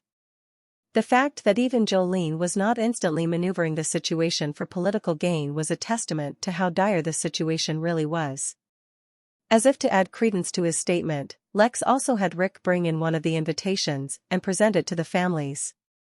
The aura of the innkeeper's words gripped their currently fragile hearts, and they became dazed. My apologies for extending invitations to the wedding without consulting you. I thought the leaders of the races won't exactly be unwelcome at the event, said Lex, casually. Also a representative of the monsters, Rick quickly added, with no noticeable change in his expression, as if he were talking about something mundane, like the weather. Even Lex was surprised to hear that last statement, but he did not show it. He made a mental note to interview Rick thoroughly later. Originally he was worried about Rick's competency while undertaking this task, who knew he would perform a few extra credit tasks. Of course, we cannot openly share this information, for security purposes. So externally, everything will appear to be as per usual. Some of the guests might arrive a little early, though I expect most will only reveal themselves on the actual day of the event. Lex, no, Mr. Lex, I think you should have kept such details to yourself, said Joseph weakly. Even we are not qualified to know about such matters. Our weakness may compromise the meeting. Impossible. You see, the invitation officially invites everyone to the wedding. What kind of wedding guests would they be if they did not at least extend their greetings to the bride and groom? There's also the wedding presents. To be honest, if the presents they give are unremarkable, I'll be quite disappointed personally. Everyone looked at Lex dumbfounded. They did not know what to say. Was wedding presents really the thing that needed to be focused on right now? Of course, as the host, I still need to make some preparations for their arrival. Joseph, I have some questions for you regarding Babylon. Perhaps we should continue this meeting in private, as it might touch upon some sensitive matters. Joseph shook his head and said, You can ask me questions right here. I have no secrets from my children, and I see no point in keeping a secret from my future family either. He glanced at Jolene as if acknowledging her. Lex smiled, knowingly, and then asked, Well, in that case, I wanted to ask you if there are any more unstable factors underneath Babylon. The last time you gave me the blue crystal essence, which was being fostered under Babylon. If there are more such crystals, or other unstable or volatile factors underneath or near the city, can you share them with me? I am not greedy for your resources, I just need to prepare sufficient security so nothing unexpected happens. Joseph suddenly coughed and said, Perhaps we should talk privately. Chapter 700 Edward Patton Father. A shell-shocked Jolene, alongside a love-struck Jasmine, left the tavern once the meeting was concluded, both with very different mindsets. Jasmine was once again bubbling with excitement. Previously, when she found out that the scale of the wedding would have to be reduced, she was somewhat disappointed. The wedding didn't matter as much as the marriage, obviously, but which one of her siblings didn't have a lavish and exquisite wedding? She could really be blamed for having high expectations. Jolene, on the other hand, was struggling between moral issues. More specifically, given the current situation, her upbringing and training dictated that she consider the greatest political benefits. Given the current global climate, the greatest benefit they could receive was to not be involved in the war efforts against the immortal Craven army. Her entire family could be destroyed if they partook in that. Yet at the same time, she could not bring herself to completely remove her family from the war either. Centuries of brainwashing by King Cornelius made it so that every citizen saw it as their most basic duty as humans to fight for the survival of their race against the craven. Caught between the selfish desire for survival and the duty to her race, she could not think too clearly. Ultimately, she decided to consult her husband and defer to his decision. Jess, Jolene's daughter, who had been coordinating between the tavern and their family, was also accompanying them back. Although it was unlikely that she knew anything, Jolene decided it was best to interview her thoroughly as well. Inside the tavern, Joseph and Pfardy were left with Lex as they continued their discussion.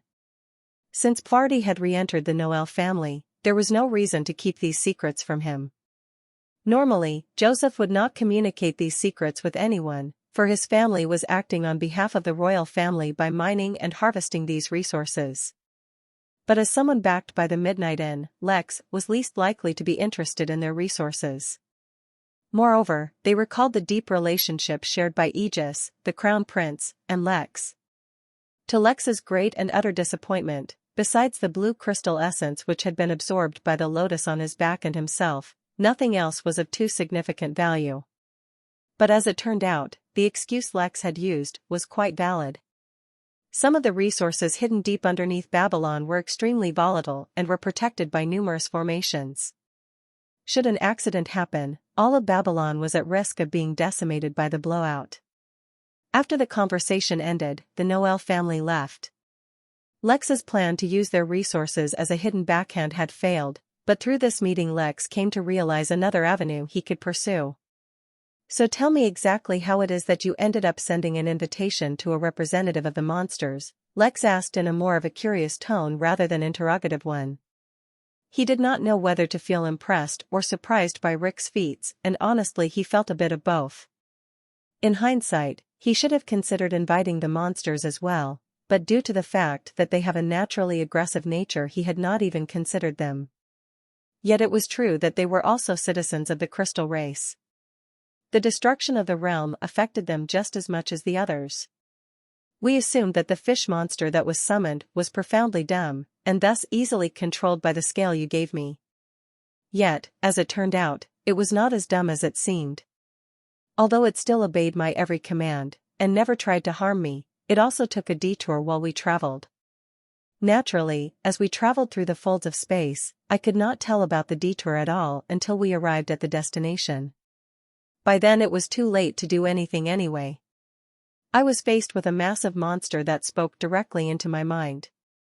It asked me where I got the scale, and would the owner of it give it to me. I had nothing to hide, so naturally I told him that I was given the scale by you, and my purpose was to deliver invitations to the royal families of some nations. Since the monster was pretty powerful, I showed him one of the invitations as well. The monster was already interested in coming to the tavern and meeting you after I told him I got the scale from you, but once he saw the invitation, well, he suddenly became very polite and asked if it was all right he attended as well. Naturally, I told him that it was not up to me, and that he would have to ask you.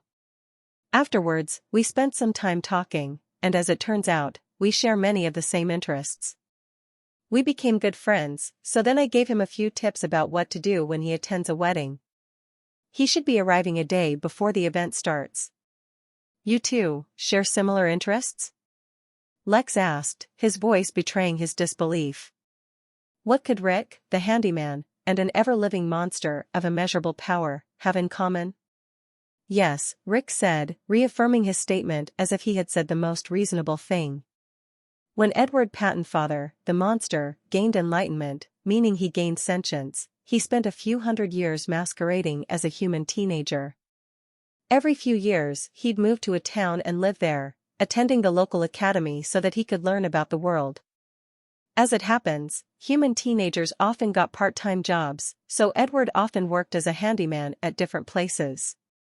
He is a master at the trade, and I learnt much from him. Lex was dumbfounded, and did not know how to respond to Rick. Rick, however, took Lex's silence as an indication that he should elaborate more on the topic. NOV.LBN While Edward masqueraded as a human teenager, he formed many friends and often got involved in unreal adventures. One time he took part in a tribal war between two of the tribes living in a local Trilop's territory. The war between wolves and bats was a fierce one, or at least it was for the human he was pretending to be. Another time, he pretended to fall in love with another human girl, only to be caught up in a teenage drama when another teenager from their local academy similarly declared his love for the same human girl. Later, he discovered that like him, the other teenager was also a monster pretending to be human. It was quite the emotional roller coaster, as the girl was eventually revealed to be a daughter of the human king, who immediately recognized the two monsters and attacked them, causing them both to flee in terror. Once. Alright, I get it. You two are good friends. I'm glad you're expanding your social circle, Lex interrupted Rick. He felt like the list of unbelievable stories was actually quite long, so he did not want to get caught up in them. After having dismissed Rick, Lex could not help but feel a little morose that ultimately, he was unable to invite the progenitor of the Soul and Frio birds. After all, everyone else had already seemingly been invited. The only major race besides them that remained uninformed about this was the Craven. But it was what it was, he didn't want to go to the Crystal Race territory again. Not to mention, there were only a few days left, there was no time. Deep in the dark and barren lands controlled by the Craven was a massive citadel, built seemingly out of a single, massive spirit stone. But of course that was impossible. Such a massive spirit stone could not be formed in a realm as young as the Crystal Realm. This was, instead, the result of the ingenious engineering of the Craven.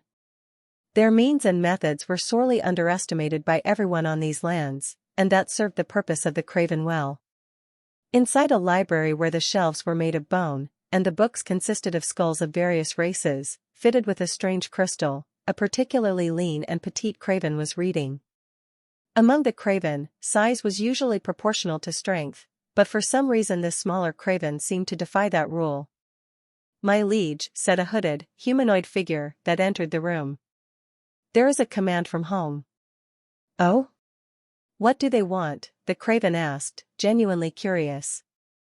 "You have been instructed to go to the Midnight Tavern in 4 days." No other information was shared. The Craven nodded, as if just that was enough. The humanoid figure also departed the library, without sharing anything else. Upon a tower that pierced the sky and far surpassed the atmosphere, 2 massive birds were resting in a nest made of the purest energy crystal.